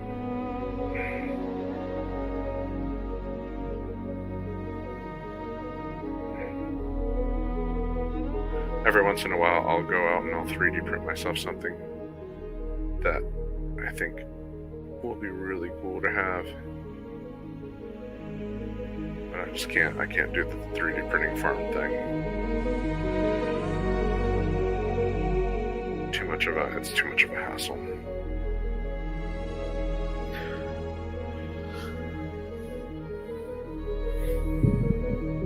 Yeah, sometimes the software is the issue. Either you gotta update the firmware or something gets fucked up in the thumb drive if you use a thumb drive, or if you have it networked. Sometimes it's a sync issue between the printer and your computer or whatever network. And it gets more complicated when you get into network printing, like you do with a regular printer.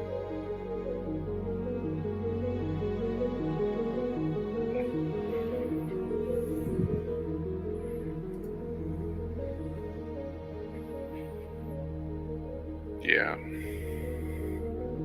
Sometimes it's also the model. The model itself isn't optimized, or there's an error. So sometimes the model, not the printer, is the issue. And you have to go in and see if there's like an artifact that's causing the thing to not print.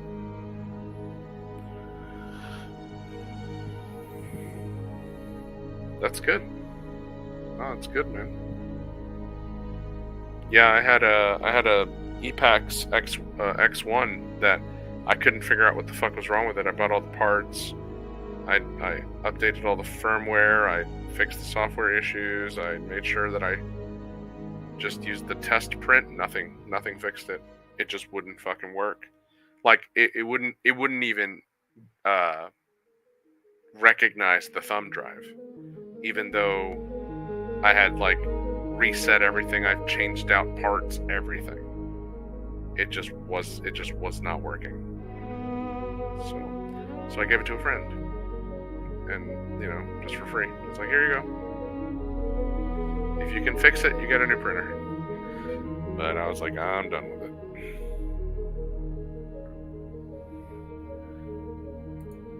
I got too much other shit to stress me out.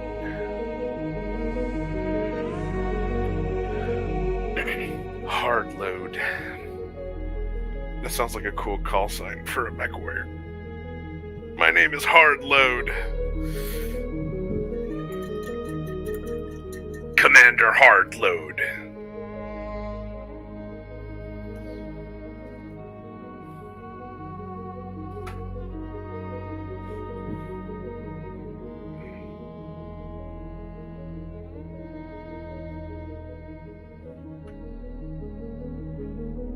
They loathe the hard loader.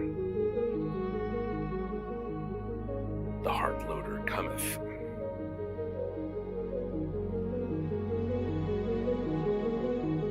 Herald of the hard loader.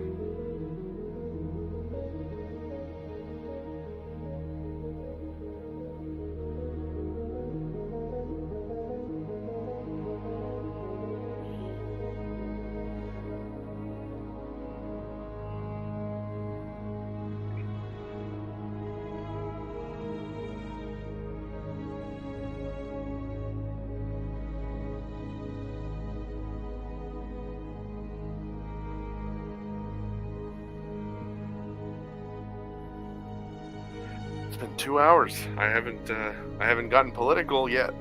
Isn't that cool? Look at that. We can have a stream and not get political? That's so crazy.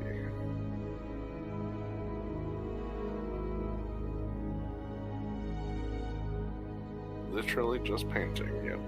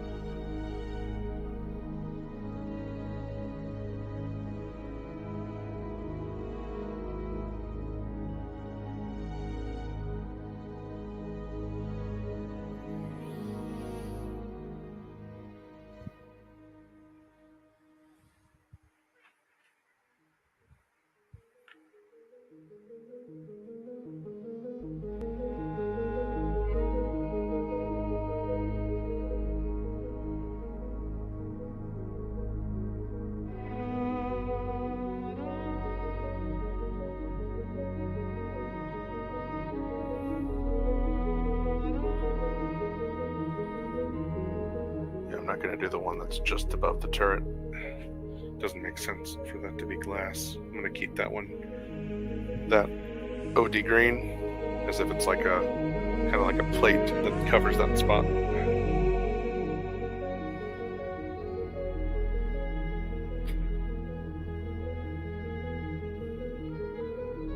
Or like a shell casing plate. This piece right there, just behind the main part of the canopy. I'm not going to do that one, but I'll do all the other ones.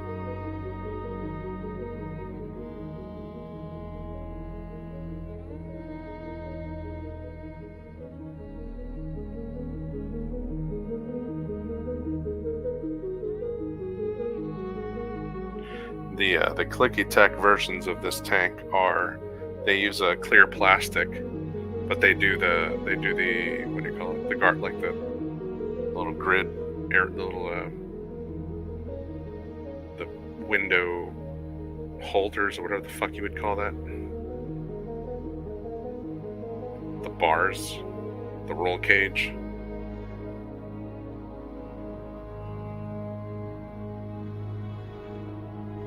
A lot of people hate on the Clicky Tech stuff, but I like a lot of those designs, even if they're derpy. People who get into BattleTech now, you know, they look at the Urban Mech or the Yeoman and they go, man, that's so cute and funny and derpy, that's awesome. It's like, yeah, check out Dark Age. Everything in Dark Age is fucking derpy. You've got dump trucks with legs, come on. That shit's even funnier than damn Herbie. Herbie's cool, but dump truck with legs, that's even better.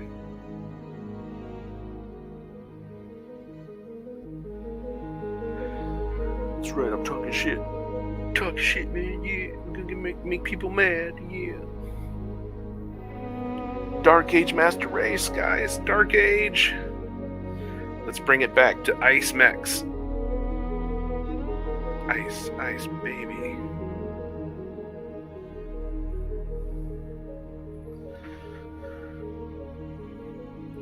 Oh, dude, I have.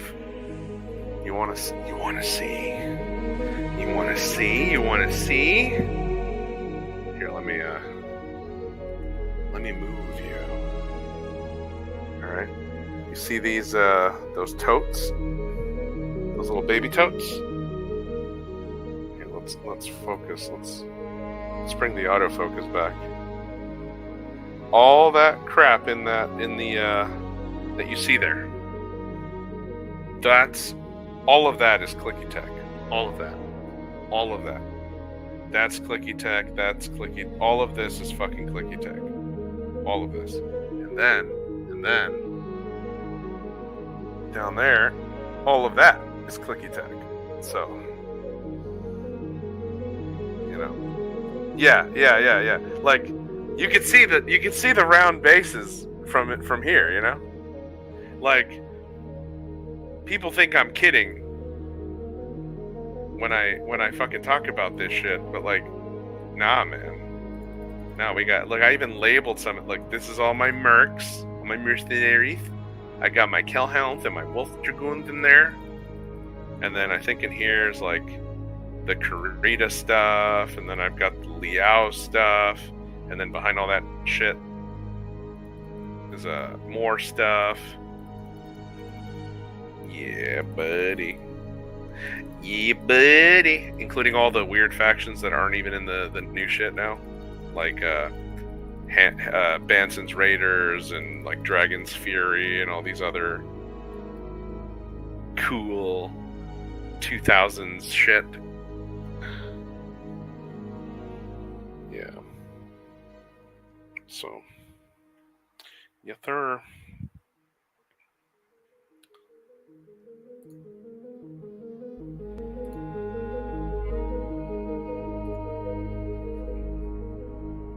Hell yes, lol.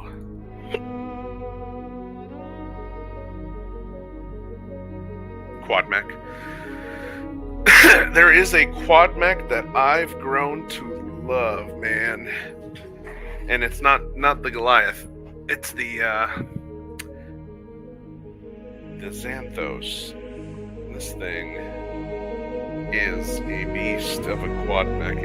There's a variant with strong jump jets, which gives this motherfucker like either 3 or 4 TMM. But like, look at this thing. Look at this fucking it's the ATTE from Clone Wars, is what it is. It's literally the ATTE from Clone Wars. But it's Battletech. It's fucking amazing. It's got it's got an Ultra Autocannon 20. It's got a fucking ERPPC. It's got like a bunch of medium lasers. It's got a fucking Streak SRM6. And it's got jump jets. It's a jumping quad. And then I think it's got ass lasers too. But yeah, the Xanthos. If whenever Catalyst, if they ever make a plastic one of this, I'm probably gonna get it. I'd really like to get a plastic one. I mean, it's not bad sized either, the metal one. Here's like a comparison of the Cataphract with the Xanthos. And the Xanthos is, of course, it's an assault mech. And then here's the Xanthos with a Griffin, so medium mech. So yeah, I mean, the metal one is already like the size of like the new stuff. So there's two Xanthos models. There's this one with the cool like ATTE look, and there's another one that's a little bit skinnier and boxier. I like this one better. But the other one looks fine too. I don't know if it's the same scale. I think it's smaller. And this one's nice and chunky. Gotta go with the chunks, man. Gotta go with the chonky chunk. If it ain't got that badunkadunk, you know, it ain't worth it. So yeah, look up on Master Unit List. Look up Xanthos, those variants, and you'll see. And in Classic, quad mechs can sidestep and strafe and stuff. Some of them can like climb on walls and shit.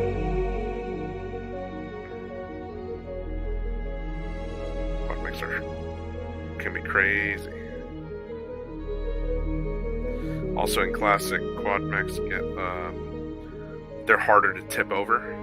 So piloting, if you suffer more than 20 damage, or if you do like a fall and you have to do a piloting skill check, you get a +2 to your piloting rolls because it's a quad mech, because it's more stable.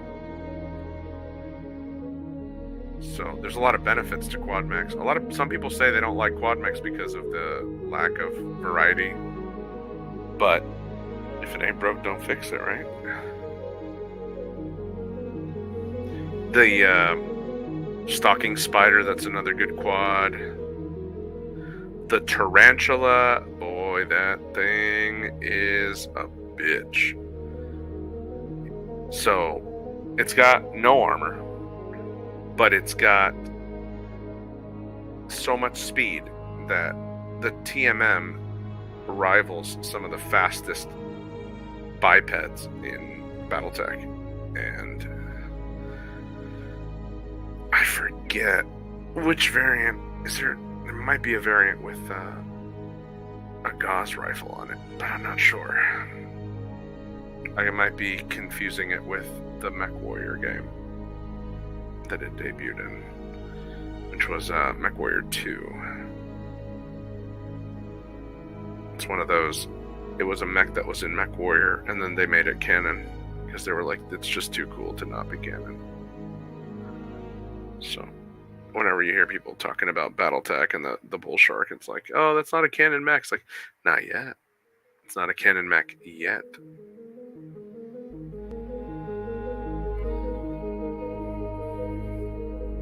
Especially when it's an original design that's not like stealing from a Japanese anime. Like if it's...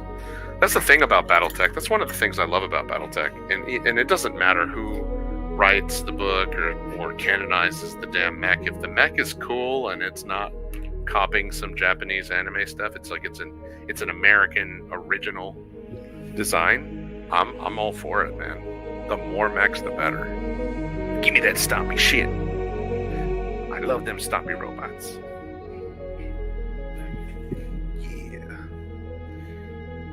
Oh boy, we've been painting for 2 hours. Let's see. I'm gonna go for another. Let's see, what time is it? 9:50. Let's go for another 30. Maybe stop at the 3-hour mark. If not, I don't know. Maybe 2:45. We could go about then. And then I'm gonna have to call it a night. But we got a lot done today. We got very difficult paint work done. Takes a lot of hand-eye coordination. We did some barrel details. We didn't get to the burnt stuff yet. We might start that next.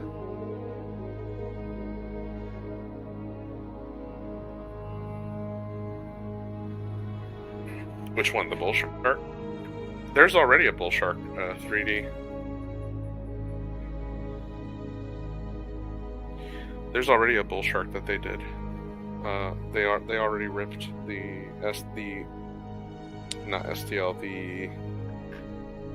mesh, the 3D mesh from the game, and made it into an STL that's printable. There's already people who did the bull shark.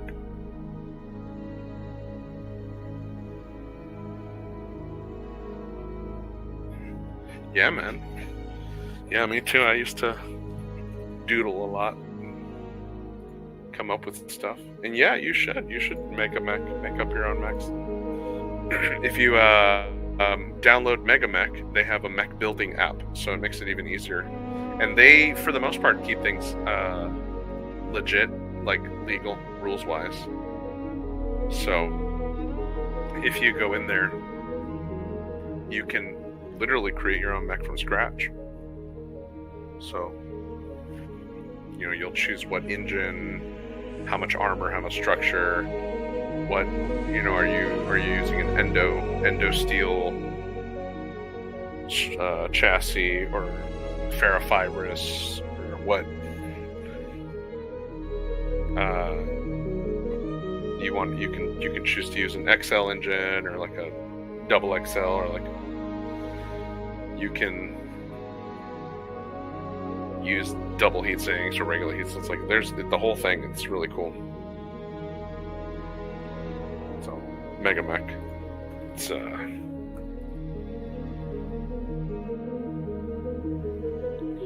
MegaMech.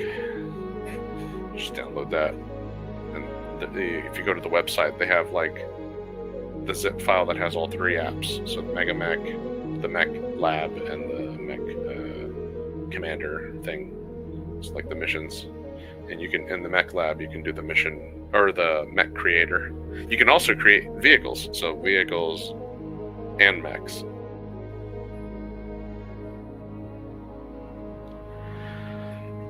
Which is really cool. I think you could do other stuff too. I think you could do like battle armor, proto mechs and shit.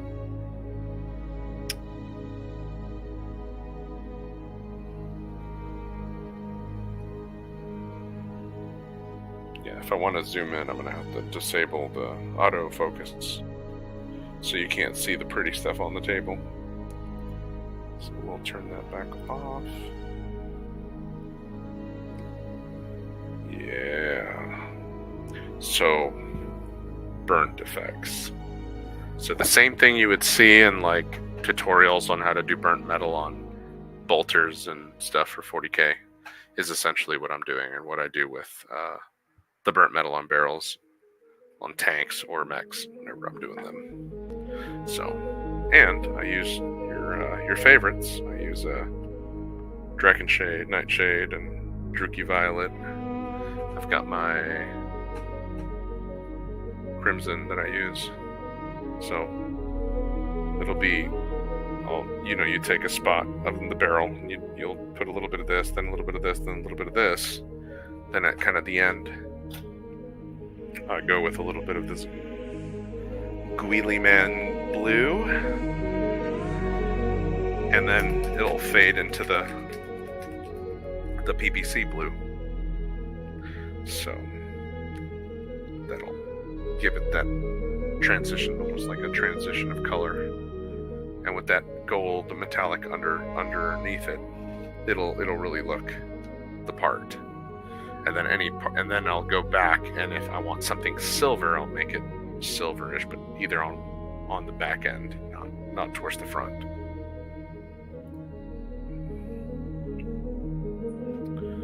So we'll start with, I like to start in the middle. I like to start with the dark blue, so the nightshade. That's what I'll do first. And then it'll be towards the front where the PPC bolt is.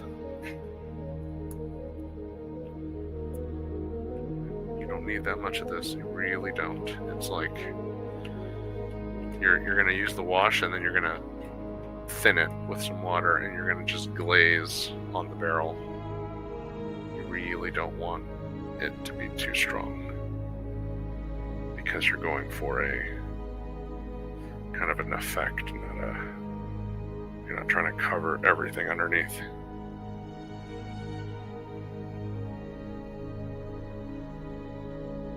So it looks dark, but it's very thin.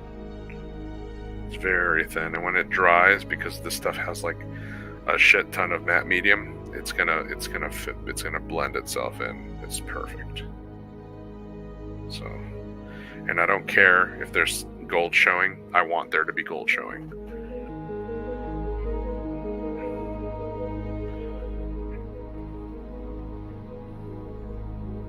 So it's very thin. So it's very, very thin here. You can see how thin it is on my finger.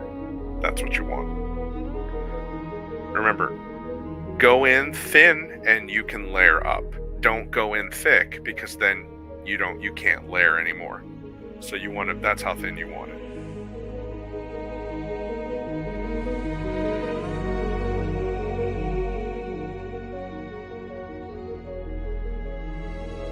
And if you in here, I got an example for you. Since I've been showing this one off already, but not the smoothest transitions, but like right there. I have better examples. I might be able to show you. Let's see.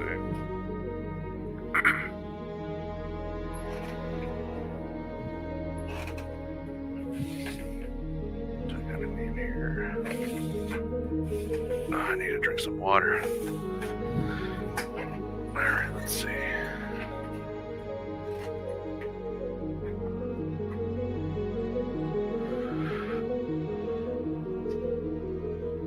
This one's a little more dramatic.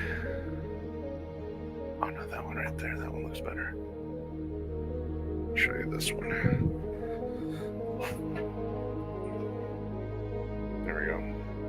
So, see how that, it goes from like a silver to the gold, to kind of a reddish violet, then to the dark blue, then to the PPC glow.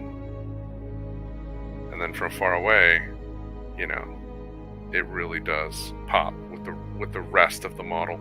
And this is a 3D print. This is a STL of a Devastator. Here's the official CGL one compared to this one. So, if you're looking for this Devastator, check out Brian Bonsai on Cults 3D. Here's the CGL one on the right, and here's Brian Bonsai's. Thank you. Yeah, I really tried on this one. I really liked the Devastator, and I did this before the Mercenaries Kickstarter came out, because I knew they were coming out with these, but I couldn't wait. I was like, no, I need a Devastator right now. So this is one of those that I printed off my printer. I had to reprint this arm because this one failed, so I had printed a separate arm just for that, just to cut it off and put the part that I needed on this.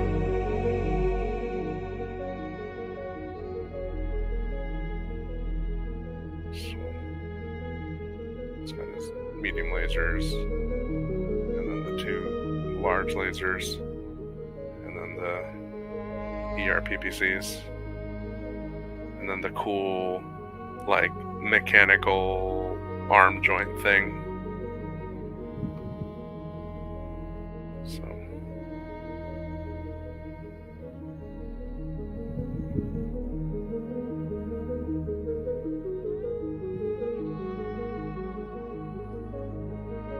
yeah, I might do this one in the same paint scheme as that one, and just run them as a pair.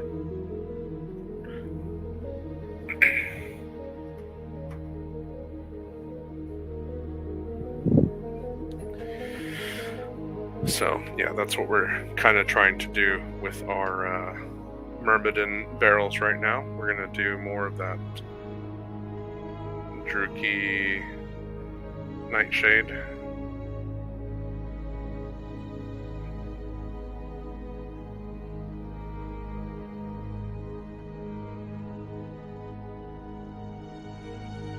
And we'll layer it up, let that dry, and then we're gonna layer another coat on it.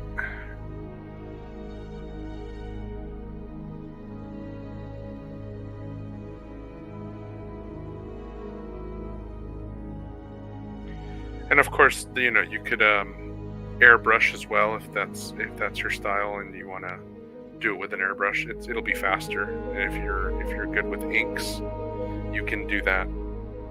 Fade first. Get your burnt barrel effect fade first, and then go over with an overcoat of like the greens and the metallics and stuff.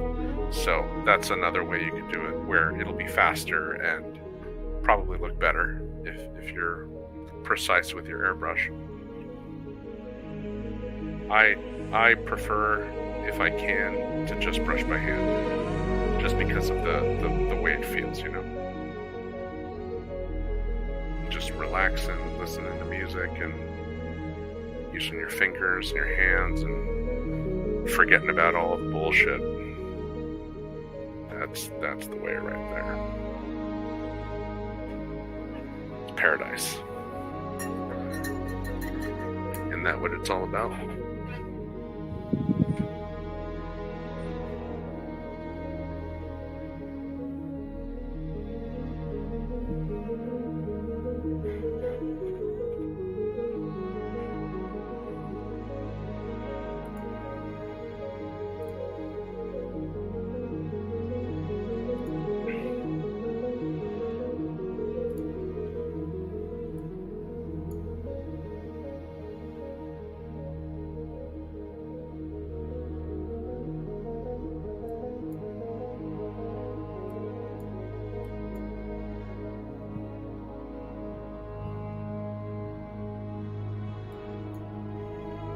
Forgive the adjustments here.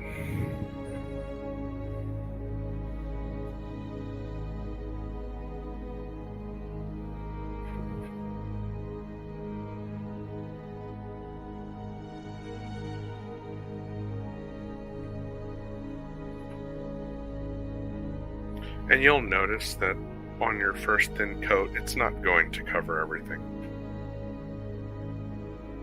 And it doesn't have to, because it'll work out once you get your second layers in.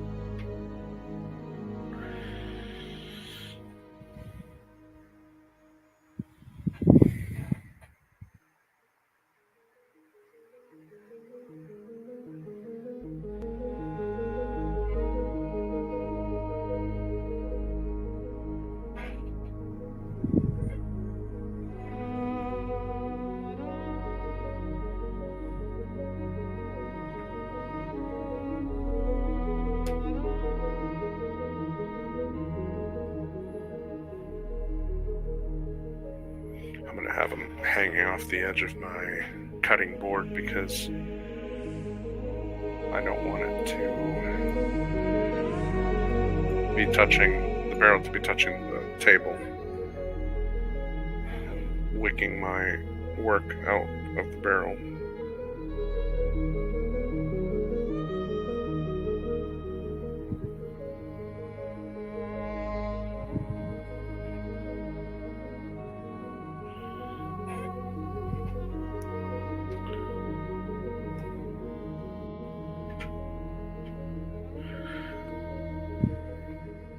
And then if you don't have the Citadel washes, Army Painter Blue Tone can work just as well as this.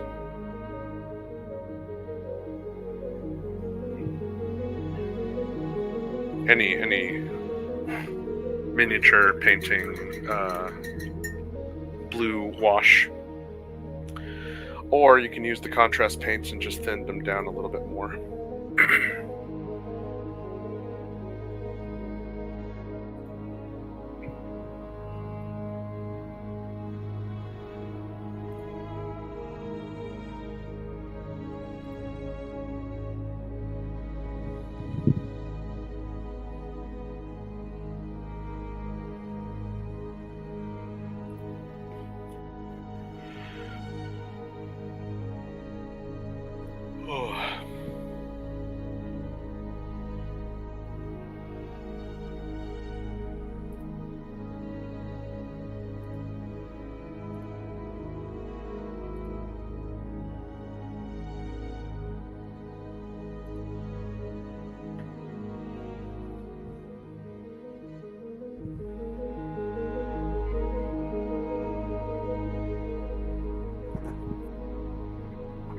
Send me a picture.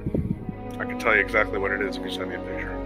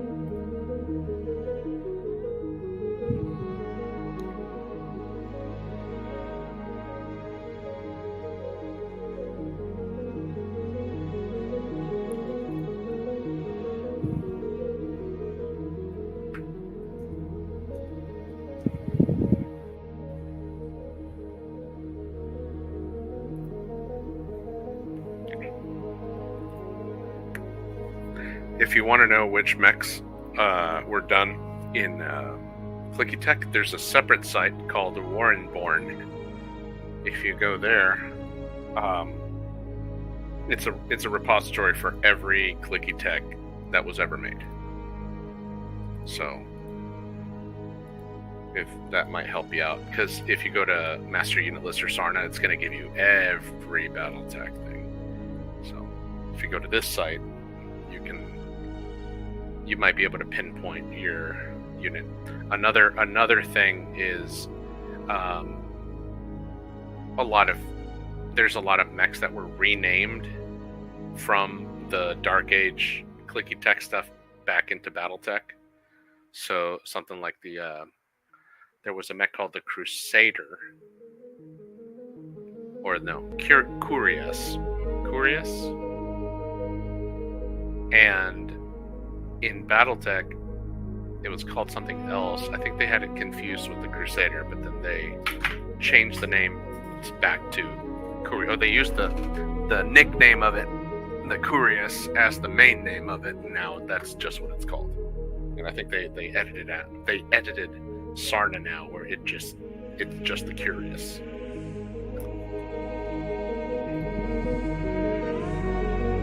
Or like the Muckraker, that one was the Mining Mech Mark II Muckraker, but in the click base they never called it Muckraker. So that's another one where the name might not match the unit, or the name of the unit matches another unit that isn't that one, like a lot of the industrial mechs and construction mechs. So if you look at the Clicky Tech construction mechs, they don't look like a lot of the ones that are made in, or the ones that are in Sarna that are construction mechs. They're still industrial mechs, but they're different types.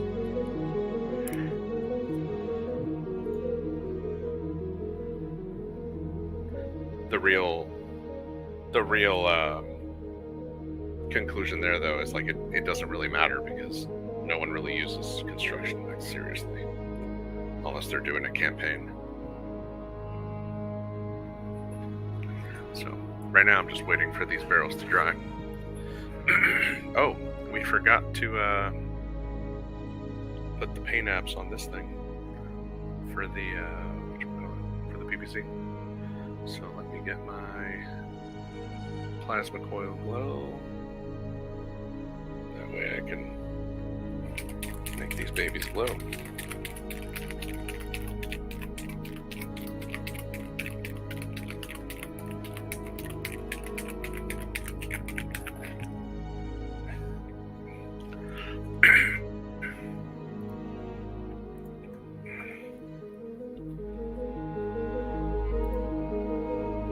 Yeah. I remember that one.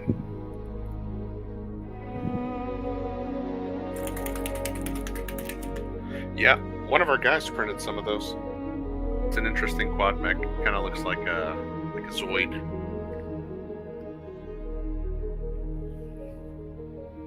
Remember Zoids? You remember? I remember.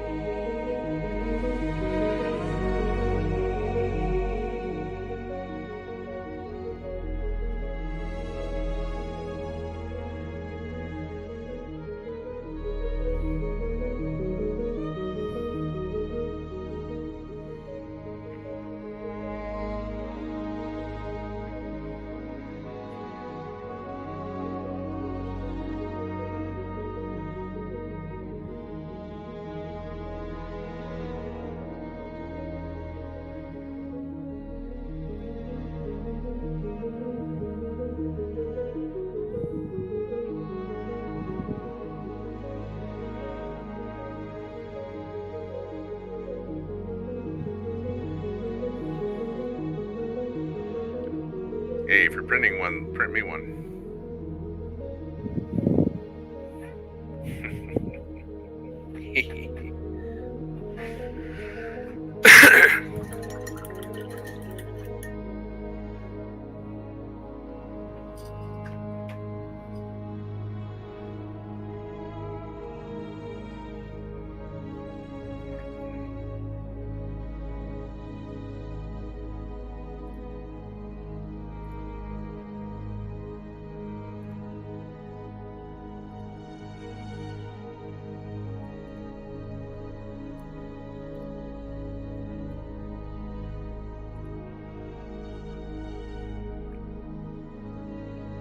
Sweet.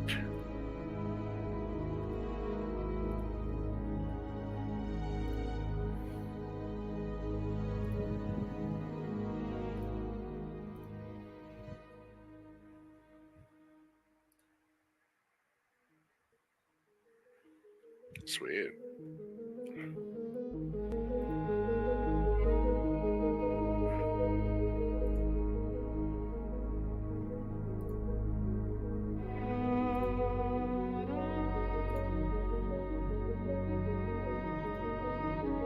Hell, if you're printing stuff, I got some other stuff that you can print that are like really derpy. If you want to test some weird shit out. I got some derpy shit.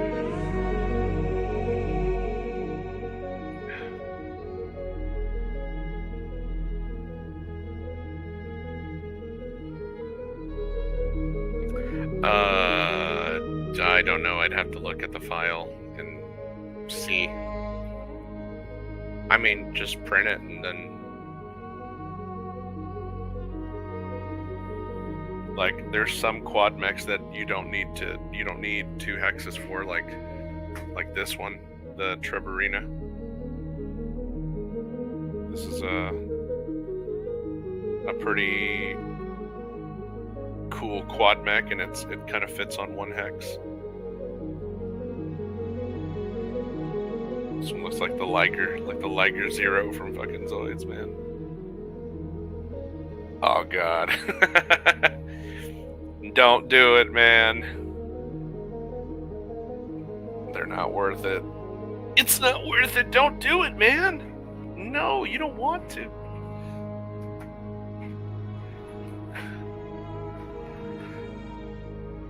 Where does he keep pulling out all those mechs? Also, be careful with the scale of some of these STLs, because you might be printing them in N scale and not in 6 to 8 millimeter scale, which means that they'll be too big to fit BattleTech.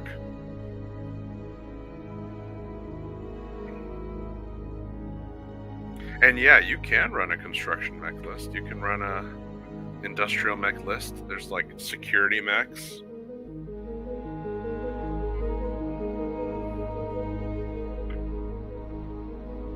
You're probably gonna die and lose really bad, but you can do it. And people will be more than happy to oblige. Since, you know, you're just letting them win, essentially.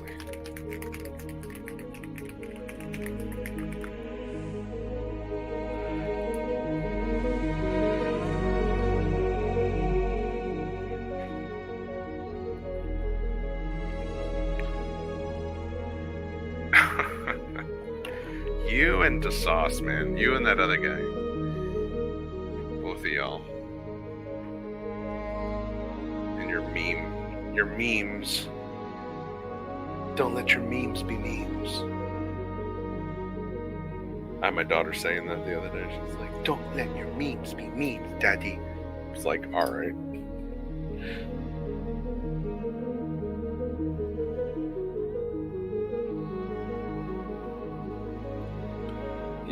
Yeah. You will be. Sorry if there's a delay on the video.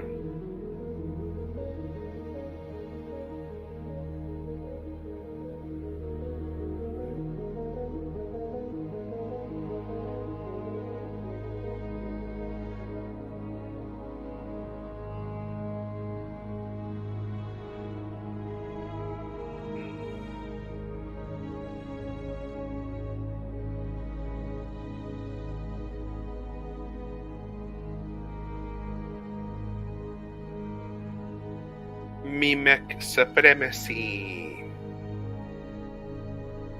The mimetic. You are the mimic. The mimic. I'm gonna change the name of your mercenary company to Mimic.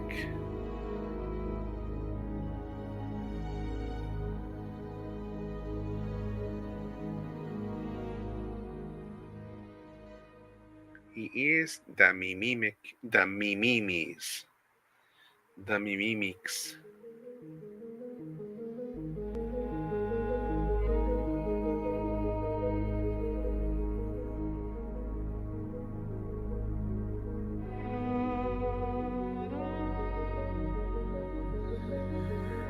All right. Got the burnt blue.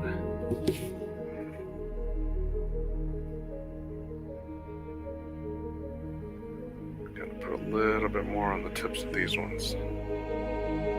They didn't quite cover all of it.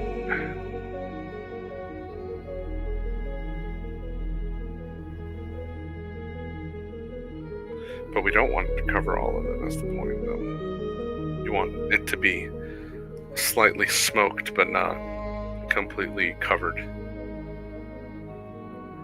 Like there's still some transparency to the shade, but you can still see the gold underneath. It's just darkened a little bit. That's what you want. That's the beautiful thing that you want right there, buddy. Yes, sir.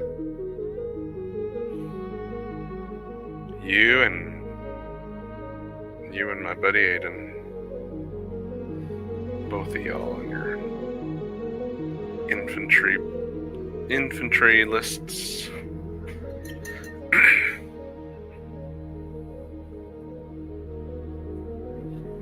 Yes, there is. There's a look up the Savannah Master. So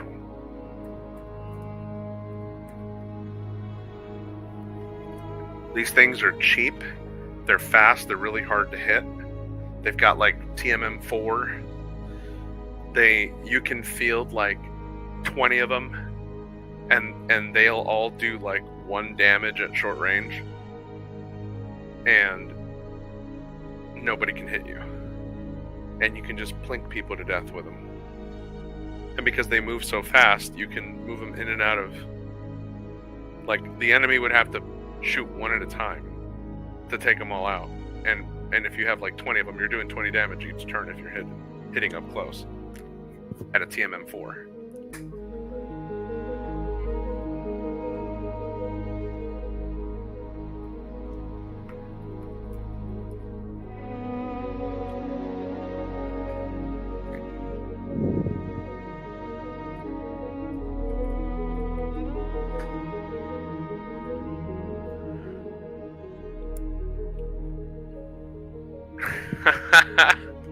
I can imagine it.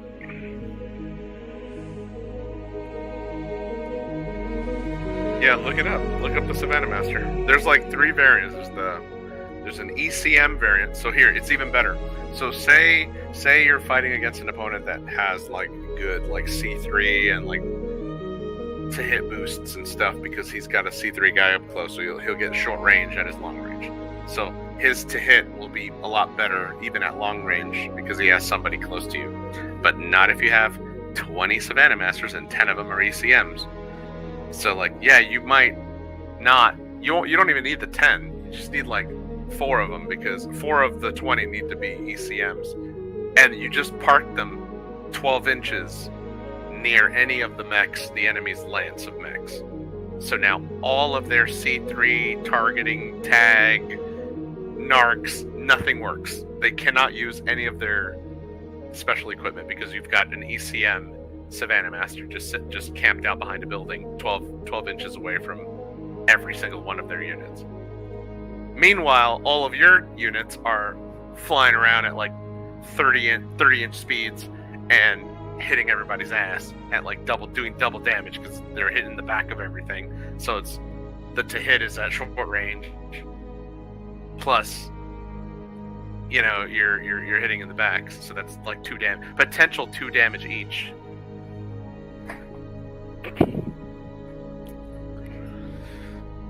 Yeah. Nobody will ever play with you if you play Savannah Masters. I played a game with Savannah Masters against a guy who tried to use drone swarm on me, and he shook my hand. He's like, "Good game." I'm like, "No, we're playing this out. You wanted this." He's like, "Oh no, why?" It's like, "Yes, you wanted this. You want to play memes? We'll play memes." And here's the thing: I have the shit, so I'll field it. I will field it.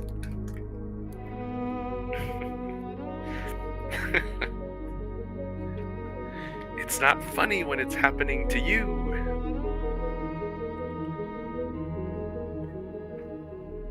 Nah, I'm sure you'd enjoy it though. You'd like it. You'd get a kick. Yeah, I got a bunch of like Ironwind Metal fucking Savannah Masters. I got a whole bag of them. It's like, oh, you want to play memes? Boom, Savannah Master Swarm. I'll make half my list just Savannah Masters, and then the other half will just be other OP meta shit. Because, like, if I don't have any mechs with ECM, I don't need them. 4 Savannah Masters with ECM, done. That's like for the cost of 1 heavy mech. You know why? Because you don't need the thing to be. So if you really want to play like an asshole, no. Here. You don't even need to pay the skill 4 PV. Just make the ECM Savannah Masters skill 7. They don't have to shoot anything. But making them skill 7 makes them stupid cheap. They're like 8 PV each instead of like the 14 or 12 or whatever. For the ECM Savannah Masters. And then just park them like 10 inches away from everybody that you don't want to die from narcs. Or you're friendly that you don't want to die. So you just keep that Savannah Master next to a friendly that you don't want narked or tagged. And all his job is to sit there and not die. Yeah, you can. Yeah. So I did that. I did in Megamech it's the tabletop simulator for BattleTech. And I did, I think what was it? 5,000 B battle value in classic BattleTech. 5,000 battle value of just all infantry. All I had was infantry and light vehicles. And the enemy had their 4 mechs, and they had 2 mechs that were anti-infantry mechs. And that was the AI, and I set the AI to like super hard, like come and rock my world, just kill me as hard, as bad as you can. And they did, like they were wiping out swarms of my infantry, but I just had so much fucking infantry because of 5,000 PV that they just couldn't take it. And we were fighting in an urban environment, so all my dudes were hiding in buildings. And I had jump infantry, and I had some like SRM infantry and flamer infantry, and like flamethrower infantry, and I had light armor, like light armor infantry vehicles. And these mechs, when they came in they were like killing my guys, but just being in the shooting gallery that they were in, I weakened enough of them that they started to try to pull back. And as they were pulling back, I'm sending my jump infantry after them. And they're grappling, and some of them succeeded on their grappling, so they grappled the mechs. They're like hanging on top of the mechs like fucking Attack on Titan and shit, and they're hacking away with fucking laser cutters and fucking shit, and this mech is like smashing my infantry like on its body like some dude that's being swarmed by fucking hornets, and like it's too many of them.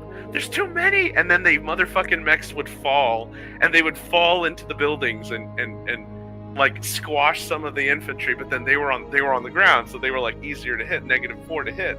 So like now I'm dogpiling my infantry, and one of the mechs busted itself into a building with infantry in it, killed some of the infantry, the others swarmed the mech, so that's 2 mechs down that I killed. The light mech, which was a fire starter, was like doing some serious damage to my guys. Like that thing killed half of my force, but like it had ran out of ammo or something, or something happened. It took a critical hit from one of my SRM infantry, and it just exploded right there in the middle of the street. And then the enemy locust just ran away, like it didn't want to do shit. It said, "Fuck you, I'm out." I have it's on my YouTube. It's on my YouTube channel. I recorded the last part. I had a Karnov too. I had enough PV or battle value for a Karnov, but it didn't do anything. Like I was trying to use it as an airborne artillery, but it would never get enough. I guess get enough angle to shoot. I don't know how to use the fucking thing. I think I got like 1 shot off and it just missed and hit a building that my infantry were in. Luckily, it didn't kill any of them.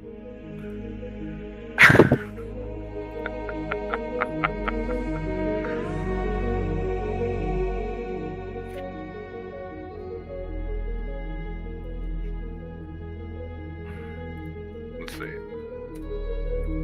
Is it on here? There it is. There it is. Here's the video. You can watch it in all its glory. Here, I'll link it. I'll link it here.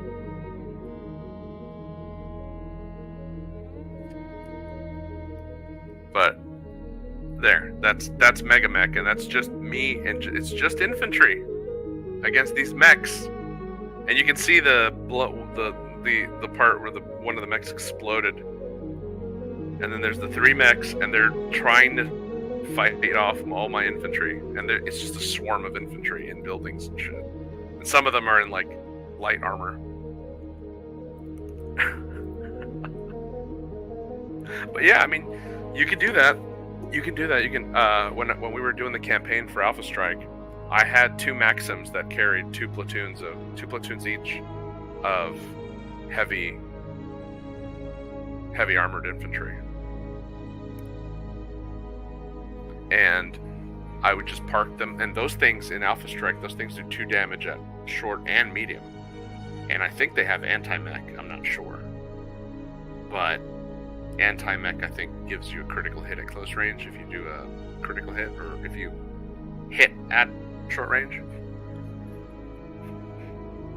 And I just parked them in a building that was like the biggest building in the field. And this was at the store. This was during one of our earlier PvP campaign, our first PvP campaign.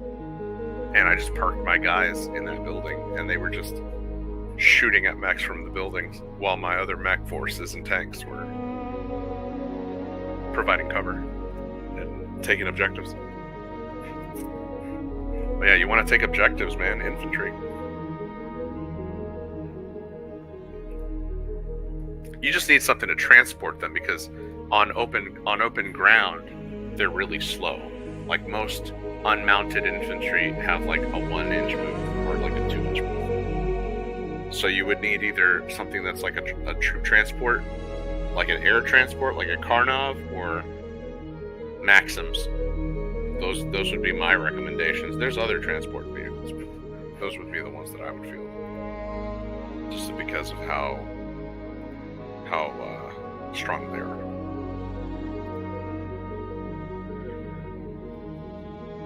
So I'm just waiting on these things to dry.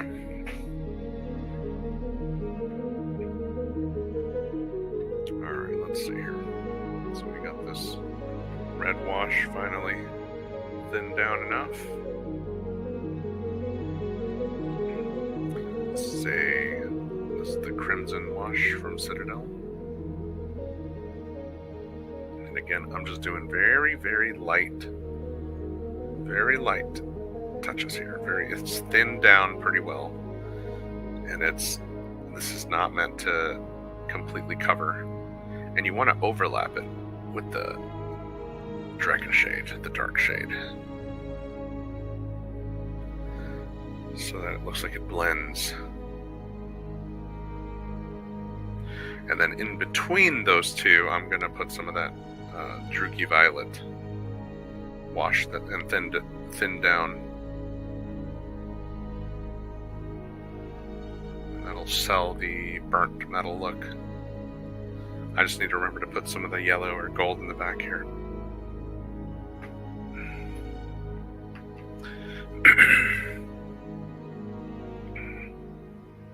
Same thing with the Chevalier barrels. On this one, I think I went a little too heavy with the dark blue, but that's fine. I kind of wanted it to be a smaller spot anyway. If it comes out looking like just a burnt barrel with a hot pink tip, that's fine. Because that's kind of what a small tank barrel would look like anyway. It would be shooting high, superheated fucking light, you know. It's gonna be just burnt paint exposing the metal underneath.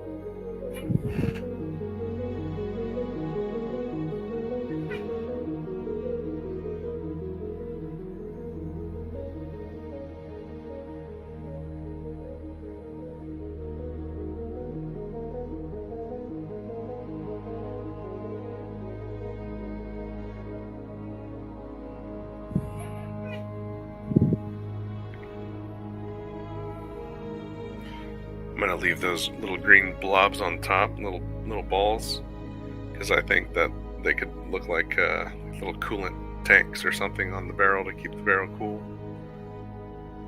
Or like little heat sink sleeves or whatever.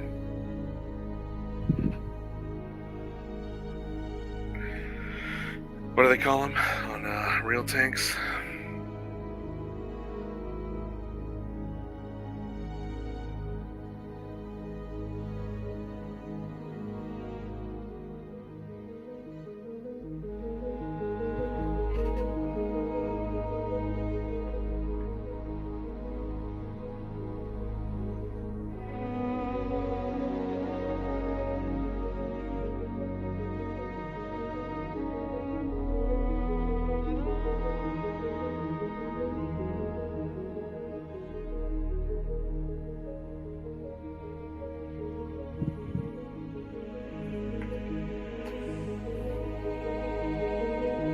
Gotta let that dry now.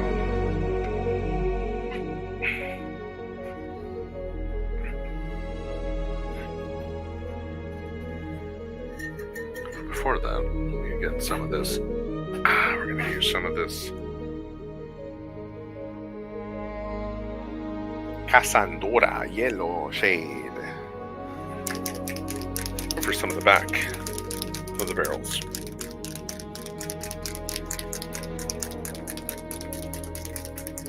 And we already used a kind of a gold undershade, gold metallic undershade. So what this yellow will do is it'll add interest to the transition from the hot reddish metal and the gold. Sort of in the back here, that's what I'm doing. Just kind of a visual interest. A little extra.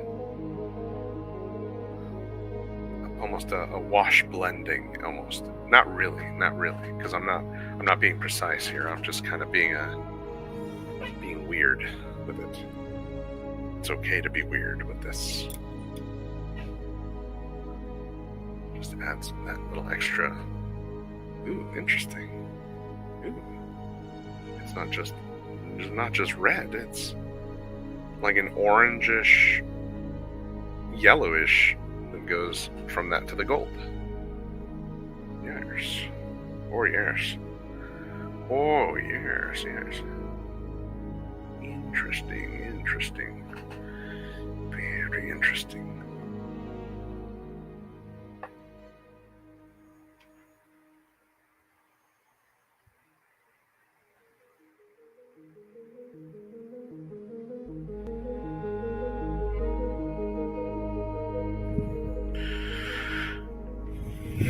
Oops, I put that on the wrong spot. I need it to be hanging off so it's not touching me.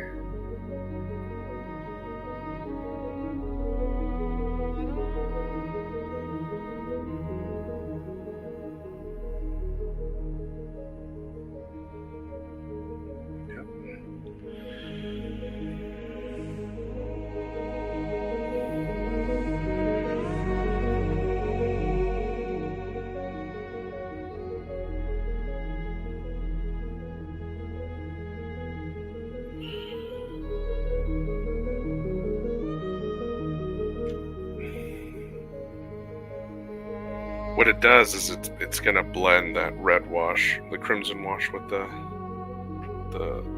metal just a little bit better.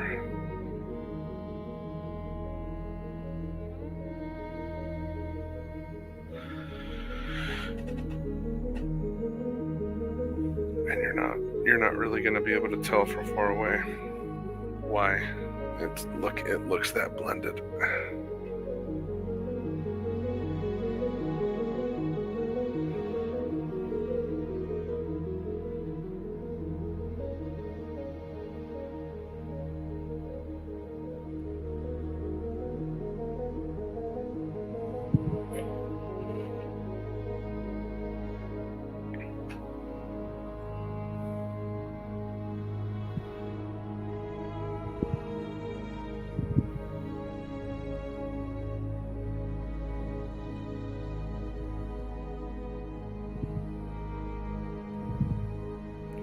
It's such a subtle effect too. You're not it's subtle, but you can tell that there's something about it that's a little more than just silver and gold on the barrel tips.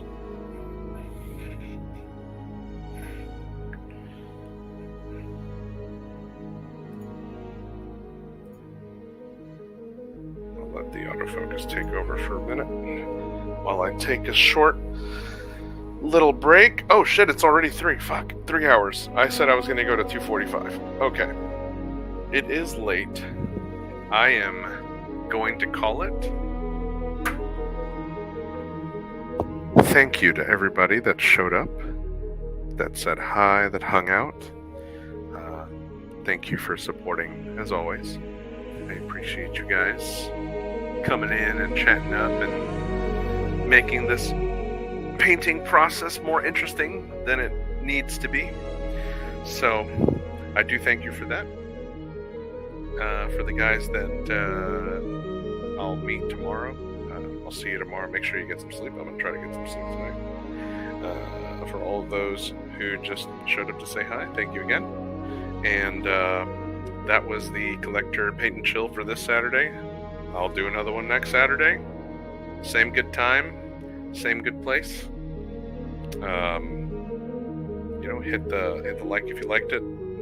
Comment if you want to comment.